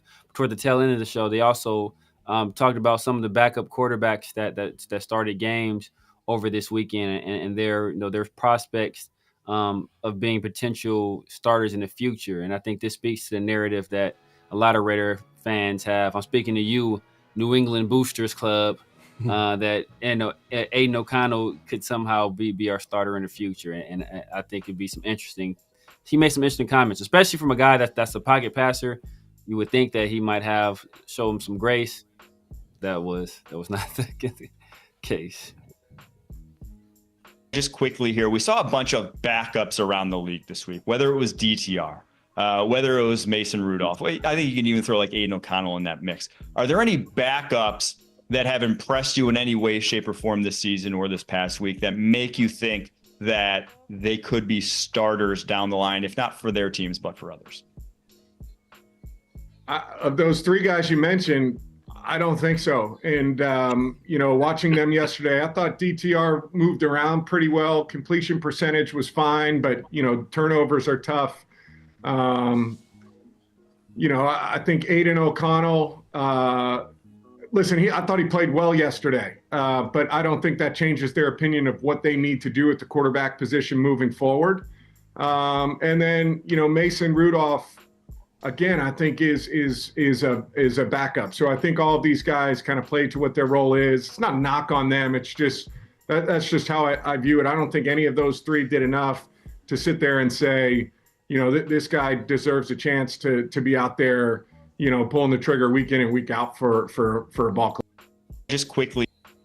Yeah. Okay. Well, he didn't say anything that was breaking news, but this probably is going to break a lot of, or I won't say a lot, but some Raider fans' heart when it comes to AOC. They think that he could possibly be a franchise QB, yada yada yada. I mean, Chris, man, do you think that do you think AOC has a chance of being a starter? I mean, he's starting currently, but what I mean by a starter, I mean like a team kind of like, giving him a chance at starting an entire season.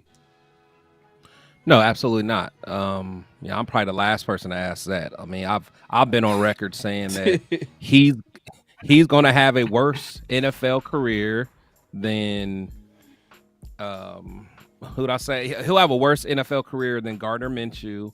He'll have a worse NFL career than Jimmy G. He'll have a worse NFL career than Brian Hoyer. All three of those, a worse NFL career.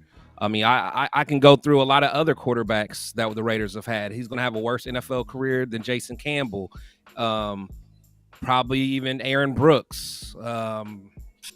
He might have something similar to Bruce Gradkowski. I don't know. I mean, I can go on and on. Like, he's going to be a legit backup. He might be lucky to have a Josh McCown. Like, he can just hang on and just be on the team for. But, I mean, he's not going to ever be a long-term starter for anybody. And I hate to break it to people, but it's not going to happen. Yeah. I mean, he's just not that good.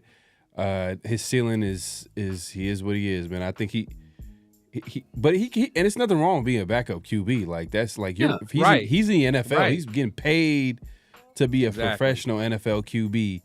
And being a backup QB is a valuable position, but a starter, nah, that's just not something I see foresee. I mean, Severe. I mean, does he come back next year with the new? I think, if there's a new coaching staff, I think that all depends on. Do you answer the question right there? If there's a new coaching staff, I don't believe he comes back. I think they'll bring in their own guy. They'll want their own backup that knows their system, that can. And if they still decide to go after a rookie quarterback, they want a guy that they can kind of plug and play. And like if he's going to be the bridge, he can be the bridge. If he's going to be the guy that's kind of like the sideline mentor, it's going to be that guy. And like Matt Ryan said it best, right? Matt Ryan's a guy who's been around ball a very long time. He's been a guy. He's not one of those guys that's overly he's not a guy that's overly talented, not like super athletic, not a crazy arm. He obviously wasn't a runner. He was a guy that played from the pocket and had a lot of success doing it.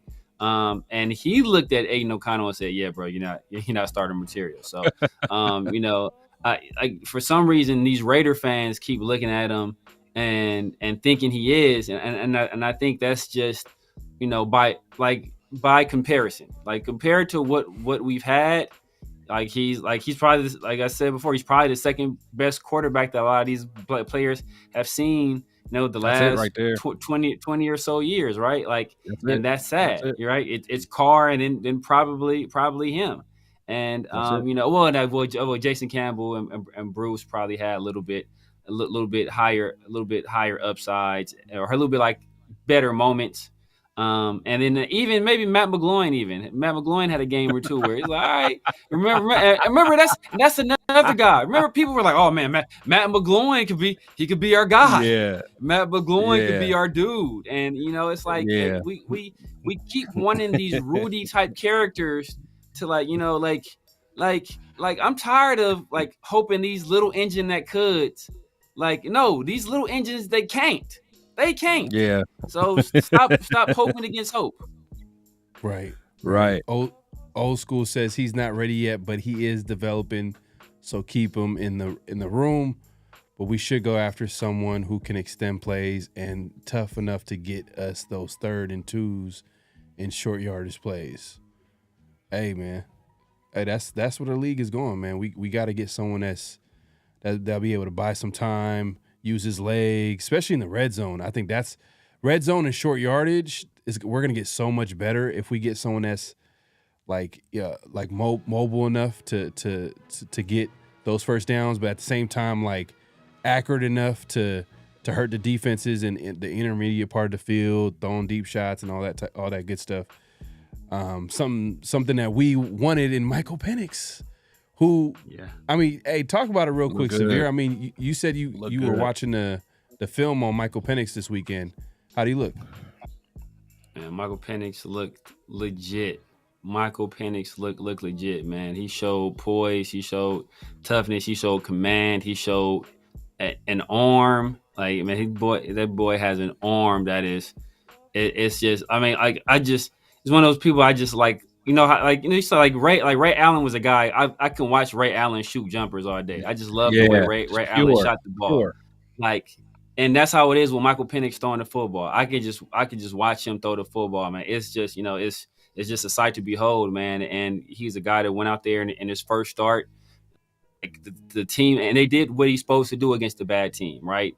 He blew the doors off those guys. And you look at the stats, and you know that's what the stats can be deceiving, because if you look at the stats in this last game, right? Look at Aiden O'Connell's stats. Look at Mac Jones' stats. You would say like, oh man, Mac Jones outplayed Aiden O'Connell. But if you watch the actual game, you saw that Aiden O'Connell on Sunday was by far the better player. So if you look at Michael Penix's stats, you'll say, oh, you know, he didn't have that great of a game, didn't throw a touchdown, he had an interception, but just actually watching him play, he's a guy that is their future. He is their franchise quarterback, no questions asked. Absolutely. New England Raider boosters, he's defending himself here. He says, I'll always complain him to be a bridge for whoever we draft to be ready. But in order for a bridge to work, you have to be able to walk across it successfully. So it's like you can throw a bridge out there and say it's a bridge, but if you're gonna fall down as soon as you step on the bridge, then it's not really not a bridge. Yeah, he got to be solid enough to start, and basically Aiden is not that right now. Maybe he's meant. I'm look at his comment right now. I think maybe he meant mentor. He said he never said for him to start, so maybe he doesn't mean a bridge. Maybe he means a mentor for the young guy, which I can see. I can see that if you want to be a mentor, and that's only if Antonio Pierce sticks around. But the thing is, I don't think that. But I don't think. I mean, would you want Aiden O'Connell mentoring the rookie QB? Yeah, because not like he knows. I mean, because he's had a new play caller. You know, both. So it's not even like he's you know, in a system. I mean, but I think that you know, Raider Booster, if I remember correctly, he don't want either quarterback. I think he wants Travis Hunter. So I don't know. He wants Travis Hunter. Yeah, if I remember right. So I don't know who he's talking about, who he wants to mentor. I mean, he might have to let me know, but that's what I thought. So I don't know. I may be off on that.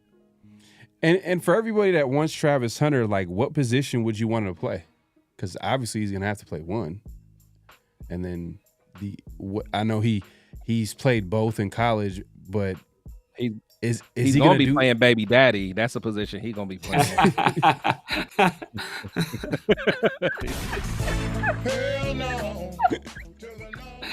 Oh man, my bad. A little train. What's that? I think somebody had that meme of Jameis Winston. He's like, he has another obstacle to overcome, and I'm gonna be there. Oh man, that's wild. Damn. Kyle Pitts he's trash. Yeah, is that what you're saying? Oh, he says, as a Falcons fan, we need to get rid of Pitts. Wow. He's not it. Coming out of college, I like Pitts, but I've been watching a few of their games. He's not who I thought he was for sure. Yeah, what is he? What is Kyle Pitts? Is he like a more of a He's not a He's a starting receiver. caliber. All athlete, no football player. So he's a great athlete, but he's not a good football player. It's like He's almost one like a, interception. The one interception Penix threw, Cal Pitts had it in his hands and dropped it. It was like he would have been down like the 1 or 2 yard line. If you dropped it out of his hands, went right into another guy's hands. Yeah. Well, now Pitts has no excuses now because a lot of it was like, oh, he's played with Desmond Ridder at quarterback, and he hasn't really had like good quarterback play. Didn't he have Matt Ryan for a year? Was that his rookie year? That's the year he put up 1,000 yards. Only him, Bowers, and Ditka have put up 1,000 yards in their rookie years at tight end. So he came out like gangbusters. He did. Yeah, man. But that's interesting, man. But Pitts, man? So, well, I mean, I guess we're good on tight end. I was gonna say like, we hella good on tight end. We're good. To the mug, he can't block, so we good on. He can't block. Yeah, we're Brock good. Bowers light years better. 1,000 times better than him as a blocker. And I'm not gonna lie, man.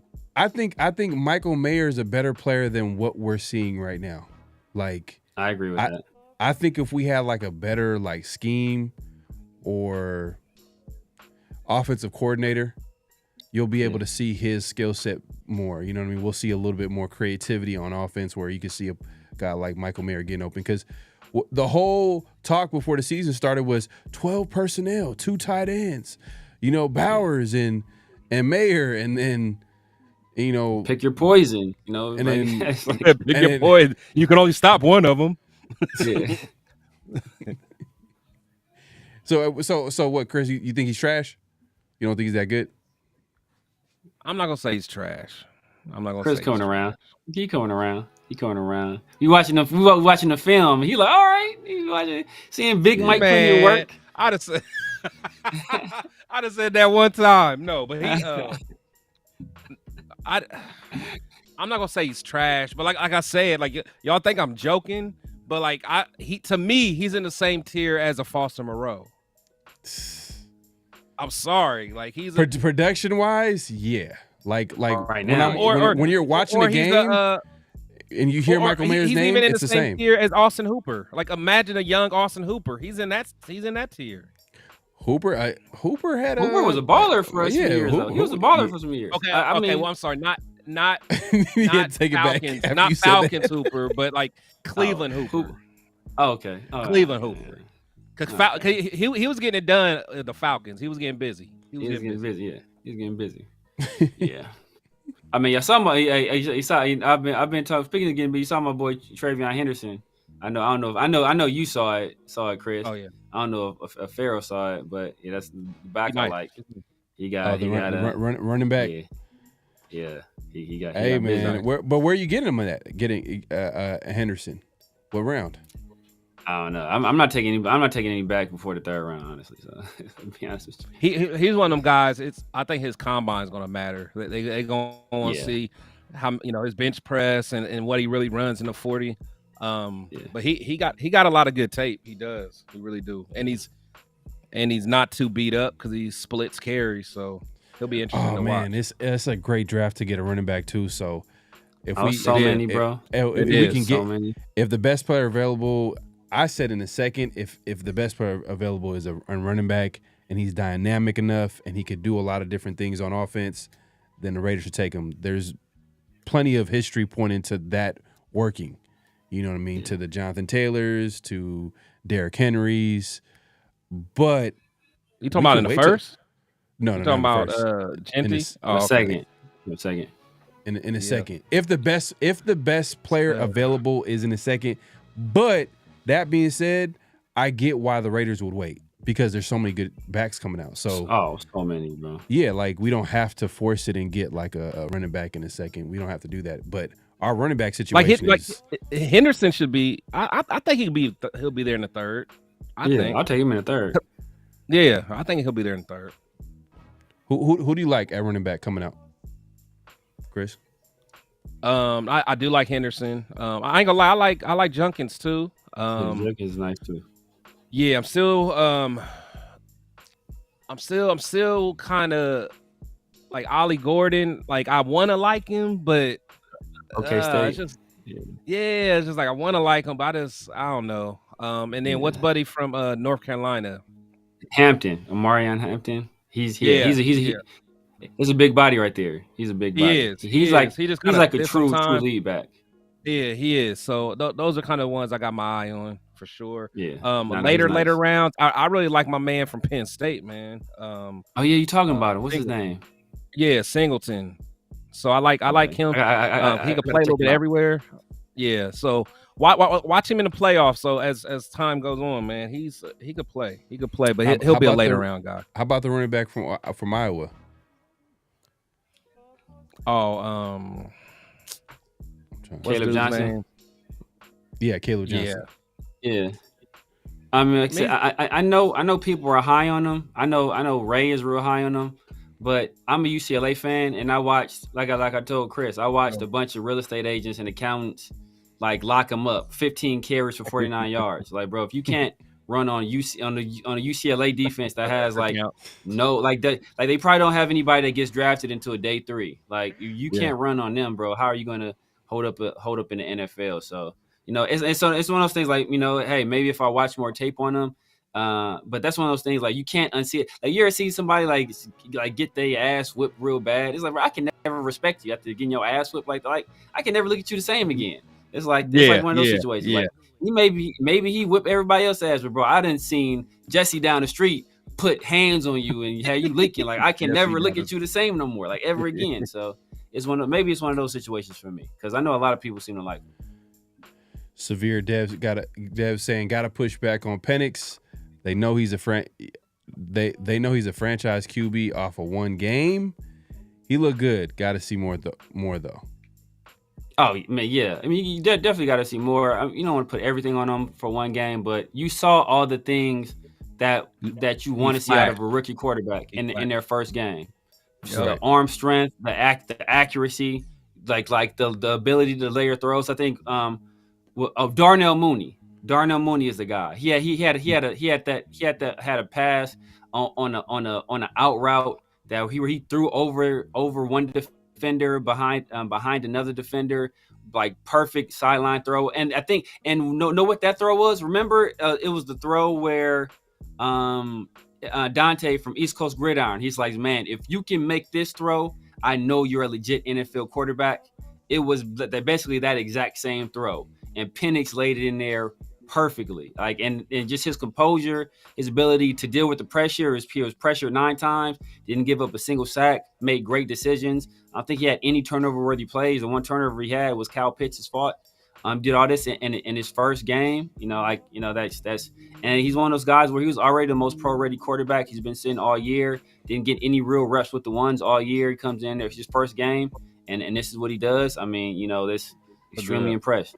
Got the W. Old and school. Put up hella points. Yeah. But they had there was a couple of interception returns though. Pick 6, yeah. I think pick 6. Pick 6. So they were balling. But old school says, man, this is crazy. He says, I was late. Did you guys touch on Mark congratulating all the players after the game? What are your guys' thoughts on that? Man. See, this is where Al Davis would come in and embarrass Mark like he did back in them days.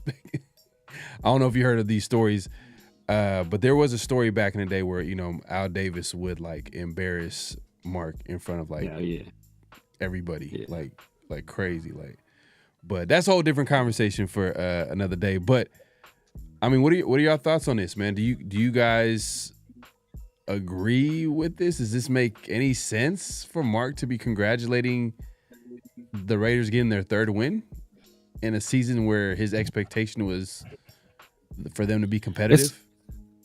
It's like he has to. On camera, he has to. Because wasn't there a report that said that, before the game that he expects the Raiders to win out and stuff like that. So it's like he can't renege on that. I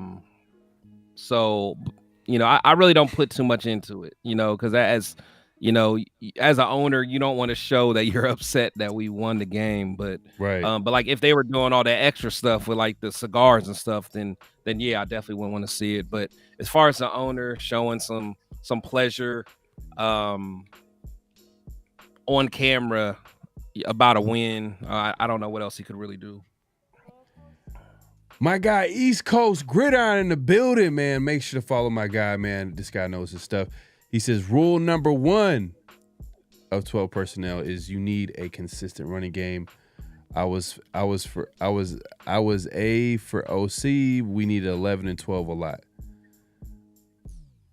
But yeah, no, I agree. I agree that the Raiders didn't have a run game this season, like 100%. Like, and that probably affected them running that 12 personnel, because if you can't run the ball, like, teams are already gonna know that you're gonna pass out of it because you got Brock Bowers and you got Michael Mayer and all these other weapons that you're trying to use and take advantage, like all those one-on-one matchups, right? So, I mean, what would be the first course of action that you would want to, if in improving the run game? Like, if we're going into off season, because right now, like, there's 2 games left.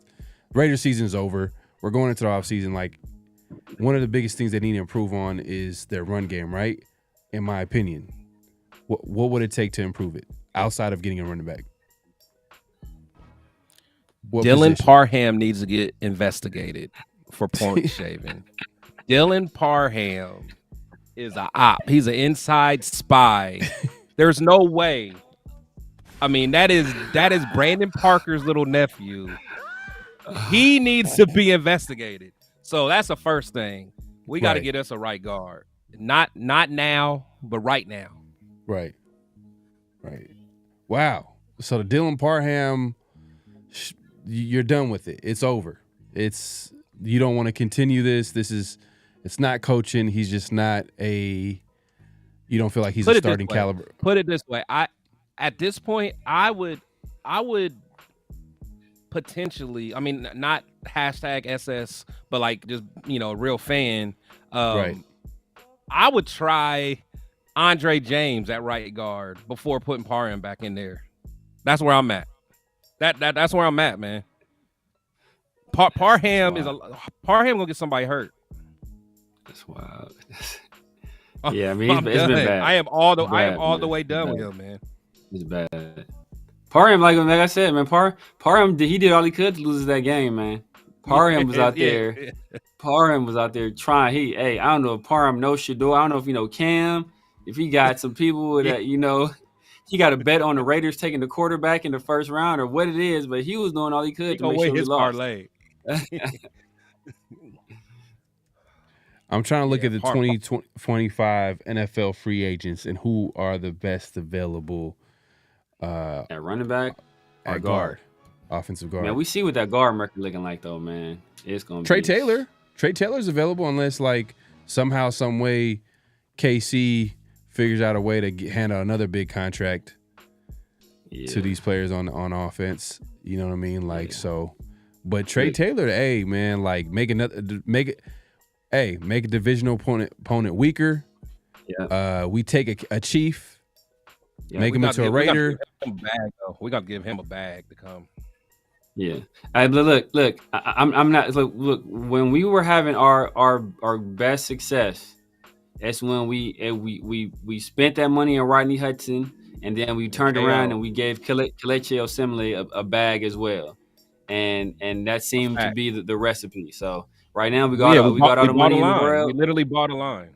Yeah, we got the money. Take care of Max. Take care of whatever little free agents we have, and then let's go big game hunting. David says fire Mark Davis. He just want to let us know, like, fire Mark Davis. But real quick, man, before we wrap it up, man, we got to get into what's real, what's not. Real quick, man. This is where we say a statement, and you guys react as well as us. Let me go move this out the way, man. My bad, Chris. And we react with the statement. You guys react if the statement is real or not.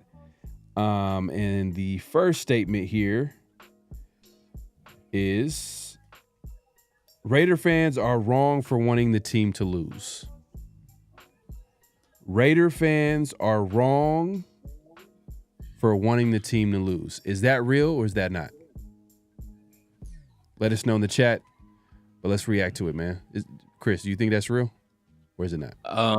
No, I say it's it's not. I feel like any fan that is looking at it from a wide long-term spectrum, you understand. Again, we all want to win. We all do.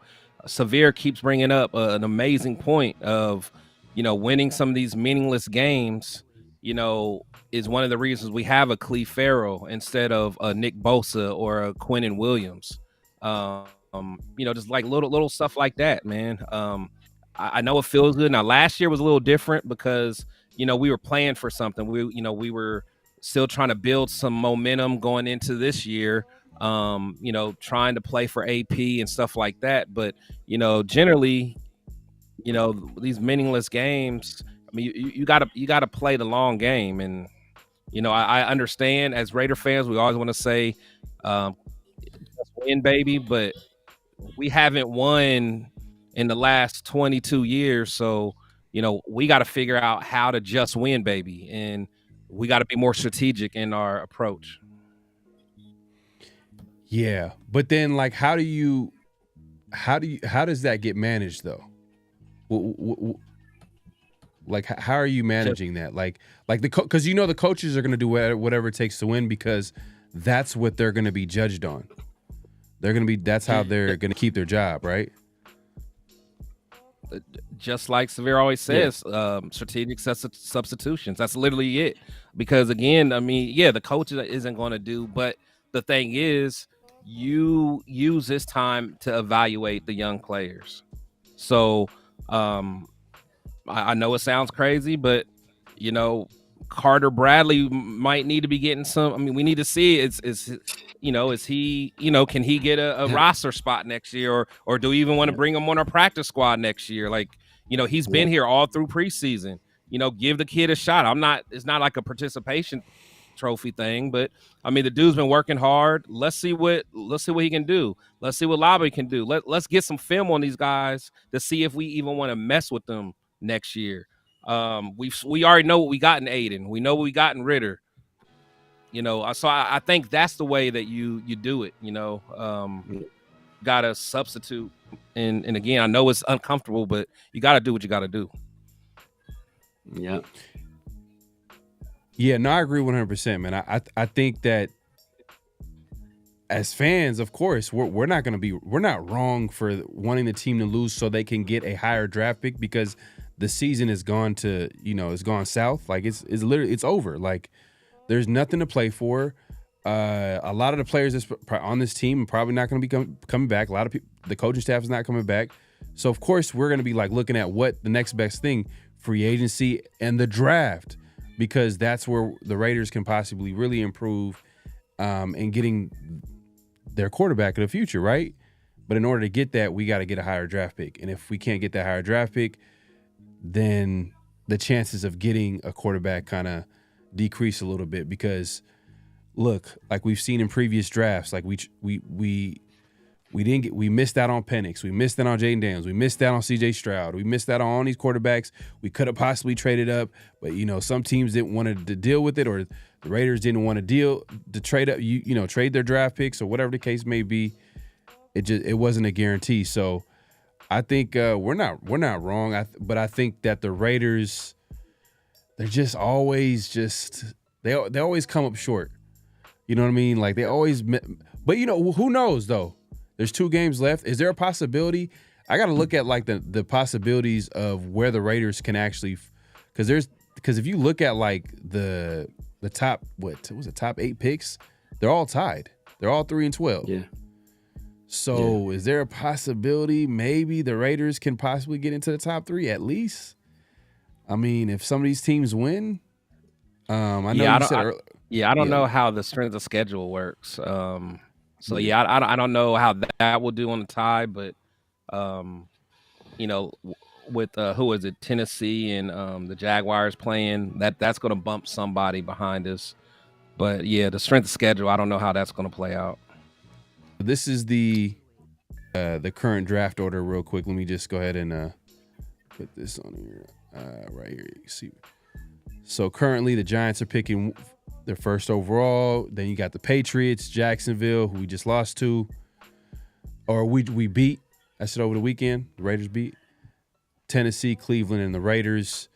And look at this, 3-12, 3-12. So that's like from the second pick to all the way down to the Raiders pick, they're tied up. And the next batch of teams, they're literally one game off. So if the Raiders win, they go down. They could possibly fall outside of the top 10, or at least outside of the.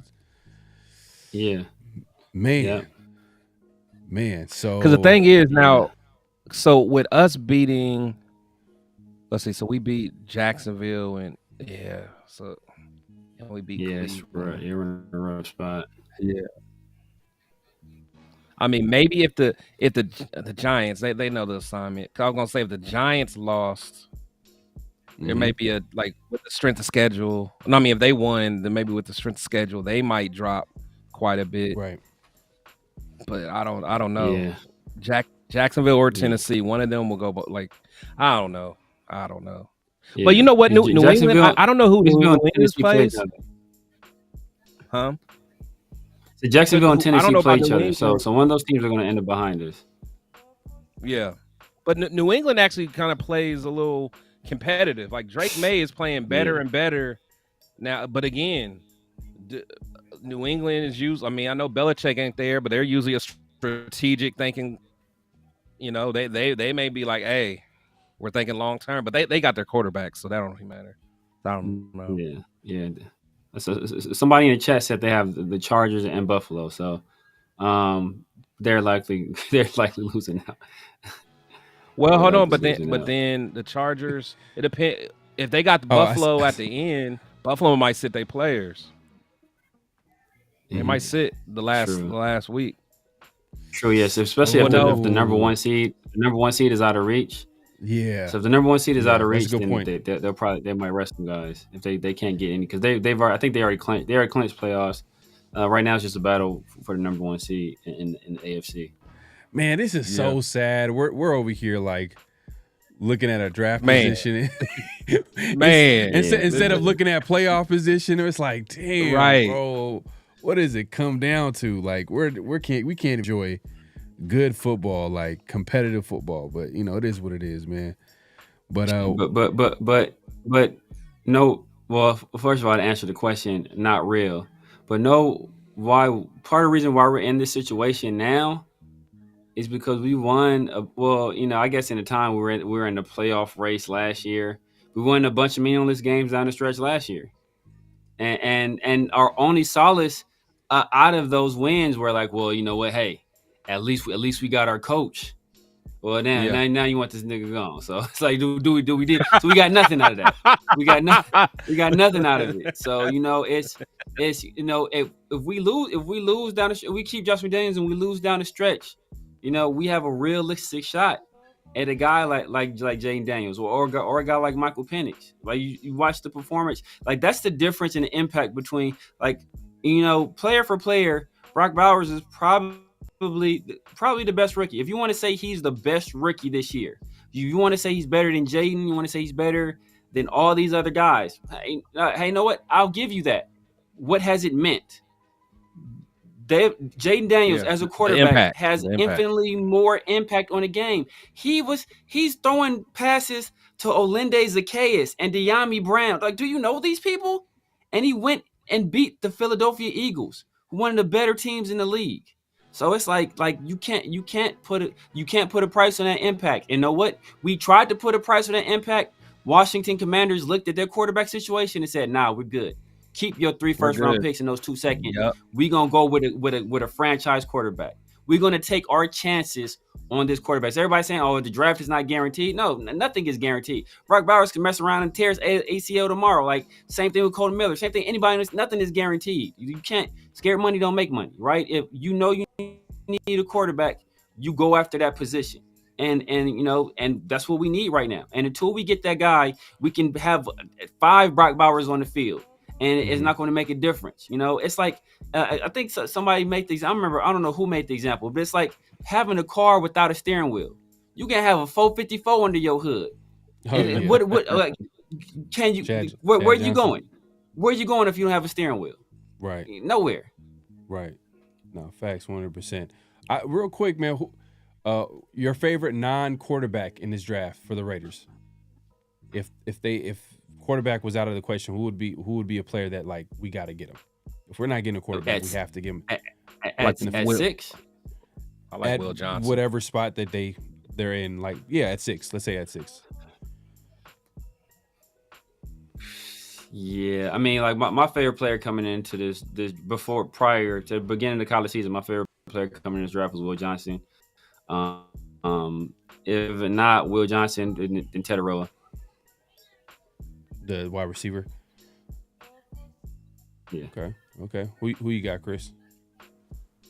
Yeah, I've always been Will Johnson. To be honest, I might even have to go to my Mason Graham too. You know, I really like Mason Graham is like a more dynamic. What's the name? Braden. What's the dude I liked last year? That went to the Rams. Braden Fisk. Yeah, Braden Fisk. I really liked Braden Fisk last year, but Mason is a way more. I won't say way more, but he's a more dynamic guy. So I would say who does Mason Graham remind you of? Is he like a Justin Smith from the 49ers? Ooh, that's kind of a good comparison. Right? Yeah, I'm about to say, yeah. Does he kind of remind you of him? I think he's more. I think he's a little more explosive, though. I think he's more explosive than Justin Smith. More explosive. He's strong. Justin Smith was a monster. But he got that nasty streak like Justin Smith, though. Yeah, Justin Smith was and he don't have to come off the field, so he's a 3-down player. You know, you'll keep him in there for the passing downs, and he can also stuff the run too. So I'm trying to think that Justin Smith's a good one. You know what sounds crazy? Because sometimes he could even go outside a little bit too. I know it's gonna sound crazy, but he almost give me like a Richard Seymour type game. Yeah, because he's quick, he's glitchy, you know, he's twitchy and he's strong. East Coast, okay. You going with the wide receiver too? So hey man, I noticed y'all didn't say Hunter, Travis Hunter. Y'all passing on him. Hey man, he got some other things to worry about besides. He's not a Raider, huh? He ain't a Raider. Man, it's too many ATMs in Las Vegas, man. I don't want to take that. Man, they gonna have his nose wide open, man. Too many ATMs out there. He'll be withdrawing money, all kinds of. Hey, do the Raiders really have a realistic chance of signing T. Higgins? Like, do you think they have a really good chance? I mean, they have the cap space for it, but like, I mean, I'm sure he probably wants to go to a team that has a quarterback. As a quarterback, that's what I'm about to say. You know what I mean? Yeah. Like, he's not gonna. I'm sure he's going to the highest bidder as well. East Coast says Mason Graham reminds him of Javon Hargrave. Hargrave is a dog too, though. Yeah, I see that. His game. I see that. Okay. 7 and 10 this year. I got a buddy that's a 49er fan. At first, he was upset with Hargrave. He didn't think Hargrave was. He thought Hargrave was dogging it in the run game, but you know Hargrave he got hurt this year, so he's like low key, and our run defense got worse, so it wasn't him. So. Yeah. Greg says he has a feeling Cam Ward is gonna be he's gonna fall to the Raiders. Yeah, I don't think that's how it works, bro. I don't see that. Yeah. Golly, man, where are these people coming from? Whew. But these trolls, man, it's crazy. Man, where's the mod at? Where's the mod at? Man, let me. Daniel Kim probably sleep. Yeah, I'm gonna have to. Snipe, man. But, this one is out of pocket, man. Yeah, that's how I wanted. Like, I saw. That's why I was just checking my chat right now to make sure it wasn't on mine. Yeah, I wasn't on. Yeah. Yeah, he's gone. It wasn't on my chat, so I was like, "Whew, dodged the bullet." He is gone. Manti Te'o, we know that you.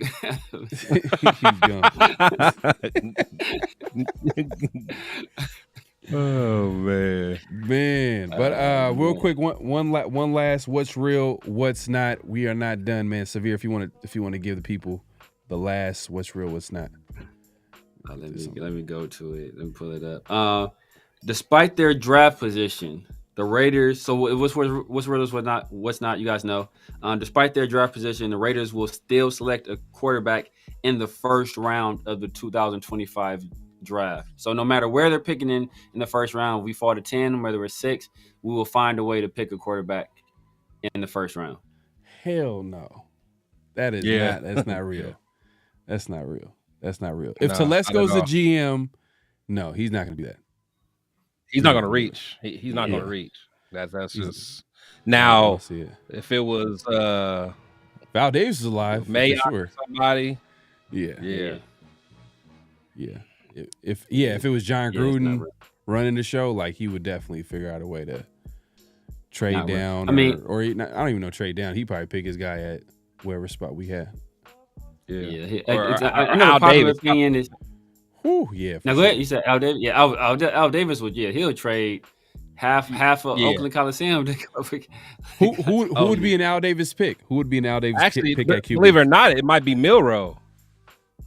Honestly, I would love Milroe. The athleticism. He's crazy athletic. He rocked up, and despite his inaccuracy, he got an arm. He does have a very strong arm. Tedero would be another guy, but we already seen, like Al Davis, like Calvin Johnson was an Al Davis pick, and like the one time he didn't go with the monster freak athlete. Like Calvin Johnson was the classic Al Davis pick, like height, weight, speed, classic. Yeah. And the one time you don't go with that guy, but he's like, that goes to show you he's more in love with strong arm quarterbacks than he is with freak athletes. That's why Jeff George kept getting contracts. Well, Todd McShay said like to this day. I mean, he's not with ESPN anymore, but he was like ESPN's draft expert with him and old boy. And he was like Mel Kiper. Yeah, Mel Kiper, and I think Mel Kiper co-signed. He's like, it was like the greatest. Mel Kiper, yeah. Jamarcus Russell's pre-draft workout was the greatest pre-draft workout of all time, and he said that years later, even after like people, he was a bust. He was like, it's the greatest. Like he's never seen anything like that. I think he still maintains to this day that it's the best quarterback workout he's ever seen. Like in terms of arm talent, I cannot think of a quarterback that had more just pure arm talent than Jamarcus Russell. But he just had nothing else. Like he had nothing else. Nothing. Yeah, nothing. When he threw that ball sitting like 80 yards, sitting down, it wasn't even on a knee. It was sitting down. Like it was over for Al. Over. Frozen rope, bro. Frozen. He was throwing he was throwing like rockets like on the line. Like oh man, like he had a crazy arm, man. But he just had the crazy thing though, like I remember that year because we needed a quarterback. We all knew it, but like the top two quarterbacks was him and Brady Quinn, and they played each other. I don't know if it was a Sugar Bowl or something. And in my mind, I'm like, whoever ball out, I'm like, whoever ball out. Jamarcus acted up. I'm talking about like he was still kind of slim a little, but he was like the way he was rolling, he was dotting. Like go back and watch the highlights of that game, him versus Brady Quinn. Dude looked like he was about to be next up. But know what? He had early Doucette and he had the other wide receiver. Who was the other guy? The dude with the dreadlocks. Early Doucette. I think he had early Doucette at one wide receiver. He had another wide receiver. Dwayne Bowe. That was a dog too. Dwayne Bowe. Dwayne Bowe. Yeah, he had early Doucette and Dwayne Bowe. So like, they was cooking Notre Dame. Like Notre Dame didn't have nobody that could deal with them. Cooking. Dwayne Bowe, he had a little. He was good.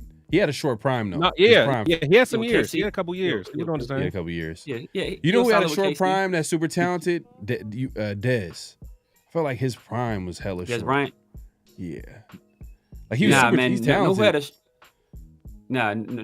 had a short prime, and this is part of the reason why I was against drafting or paying running backs. Who had a short prime? Larry Johnson. After that, like 500 carries season. man, he had a few dominant years. Like he led a few years, didn't he? Yes. Yeah, but after he had like 400 something carries that one season, it Never the was same. never the same.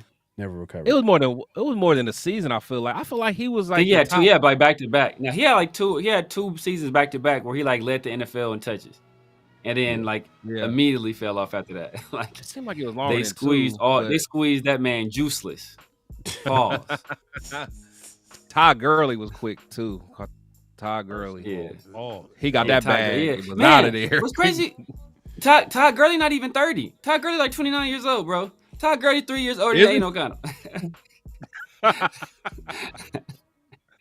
Dang, that's crazy. See, that's another thing too. That's another thing too with some of these picks. Like, you can have all the talent in the world, but like there's certain players, they can't go to any franchise. They have to go. Certain players have to go to certain franchise in order to fulfill their, like their potential. Because, like a guy like we need Max, another sniper, man. We need another sniper.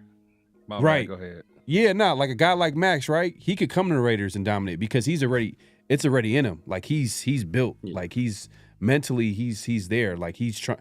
Like he wants to be great. He doesn't need.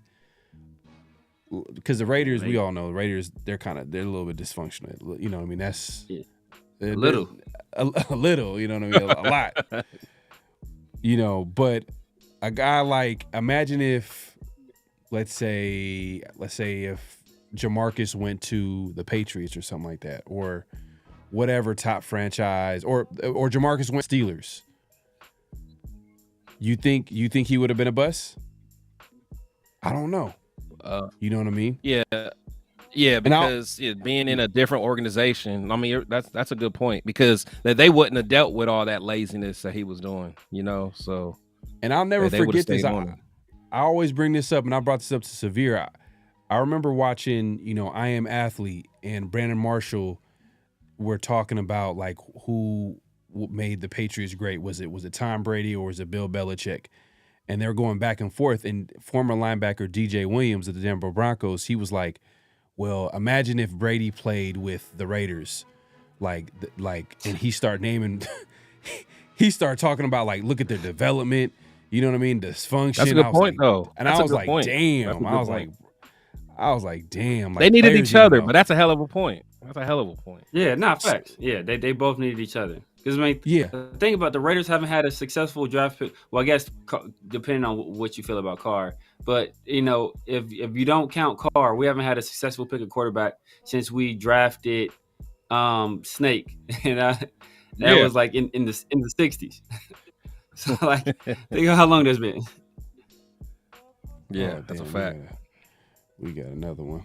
Yeah, that's what I was saying. We need a sniper. There's on my channel, man. Already United Health, already United Healthcare CEO. Already got, You got the. Jack Ken in the building. My mod, man, appreciate you coming through. He says McFadden was overrated for you, man. But you know what, bro? Nah. I ain't gonna let that slander happen, Jack. Hey, I respect Jack. Jack is one of them ones, but nah, bro, I can't let you talk about McFadden. He was MVP candidate. If he wasn't hurt, he would have got an MVP for sure. Right. For sure. He was, man. That's why I respect Hugh Jackson so much, because he had McFadden looking something crazy. Cooking. Yeah. Somebody must have got Jack Ham. He said he bring back Carr. Come on, Jay. Somebody took over your password. Somebody sent you a phishing email. got your account. I'd bring back Carr if he was cut, man. No, but you know what though, McFadden, them 2 years that he had when he was like semi-healthy, like he was, especially that 1 year, man, he was going crazy. Like it felt like he had like a dominant year, bro. Like as far as so exciting to watch. Like I remember, I don't know, man. It was so many games, man. I was just and if you look at if you just remember those teams, the receivers that we had, the weapons that we had, like we the quarterback that we had, like average quarterback play. The receivers that we had were one-trick ponies, just speed. You know what I mean? And you feel what I'm saying? So it's like, man, McFadden was a great player. It's just injuries kind of got the best of him, to be honest with you. Yeah, man. But, hey, it's been a great show. Yeah, go ahead. That was a great team, man.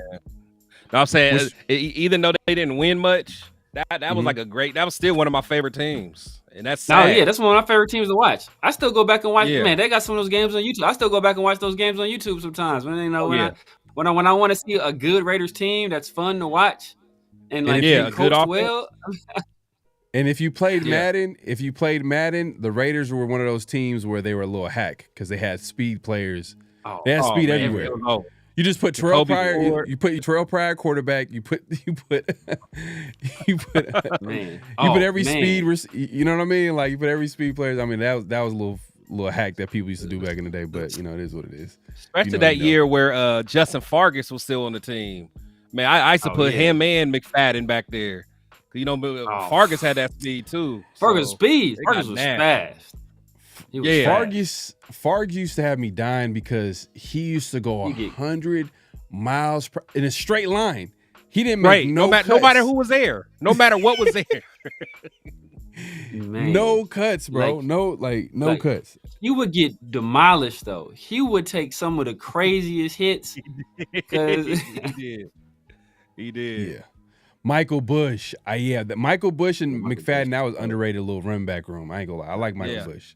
He was smooth. He was solid. He was solid, man. But hey, man, it's been a great show. We appreciate everybody coming through. Make sure to clack in at this point. Clack out. Hit that like button. Hit that subscribe button. Hit that notification bell. We went live on all 3 channels, man. Protect the Shield. Chris, man, appreciate you coming through. If you haven't subscribed, man, make sure to go over and subscribe to his channel. Let the people know where they can find you. What to look forward to, Chris. Yeah, man. I just been grinding, man, trying to get myself back in the flow of things, man. But I got a fire show with Severe and our boy 805 Raider, where we break down film every Tuesday. And then we usually do a post-game show on Sunday, and then I got my my show on Thursday, Shield Talk Thursday. So just grinding, man. Everyone that's in here, man, make sure you guys check out. I had a fire interview, man. But for some reason the likes or the views ain't where it need to be. But I had an interview with the director of football development for the Raiders, man. So it was a great conversation. Talked about a lot of different things, man. So if you guys haven't had a chance, go check that out, man. It's we had a good dialogue.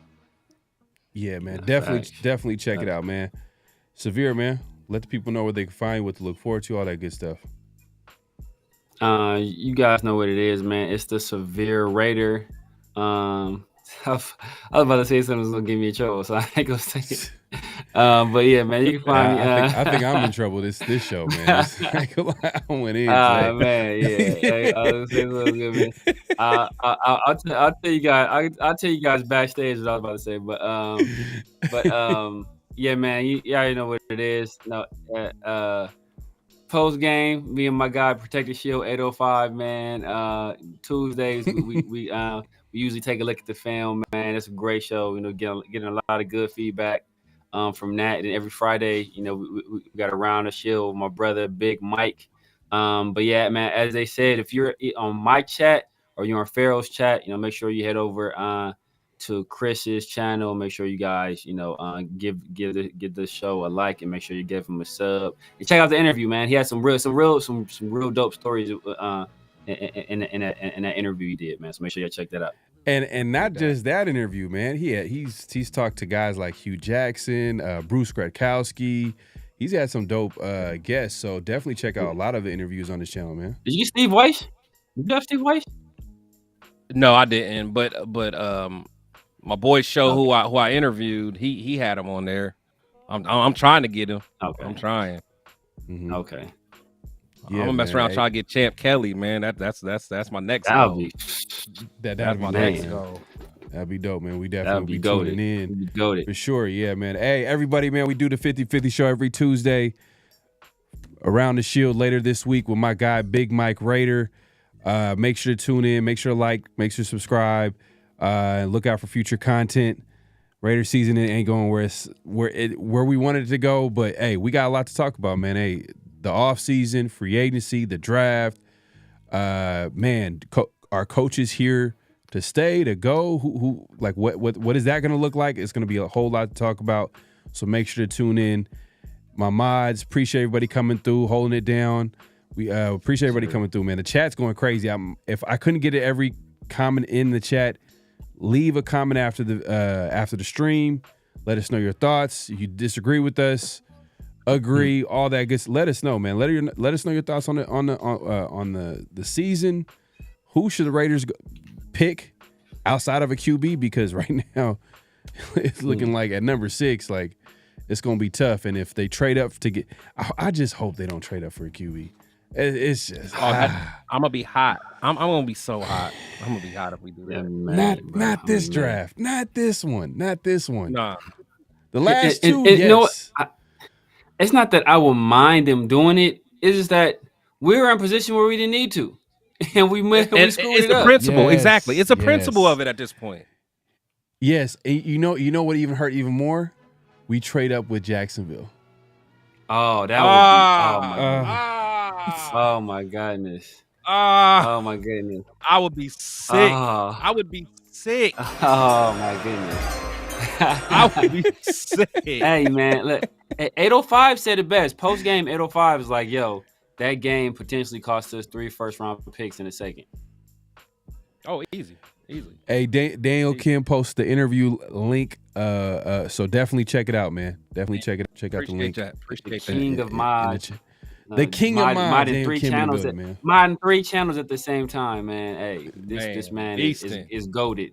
Monster for sure, man. But hey, we out of here. Any last thoughts, man, before we head out? Everybody have a good holiday, man. Hey, fellas, thank you guys for letting me, join you guys' show, man. Love this show. All good, man. You'll be back here soon, man. We're gonna have a lot to talk about. We gotta do mock drafts, all that good stuff, man. There's gonna be so much to talk about, man. But yeah, man, we'll see you later this week. Peace. Just win, baby. Hello? You play to win the game. You don't play to just play it.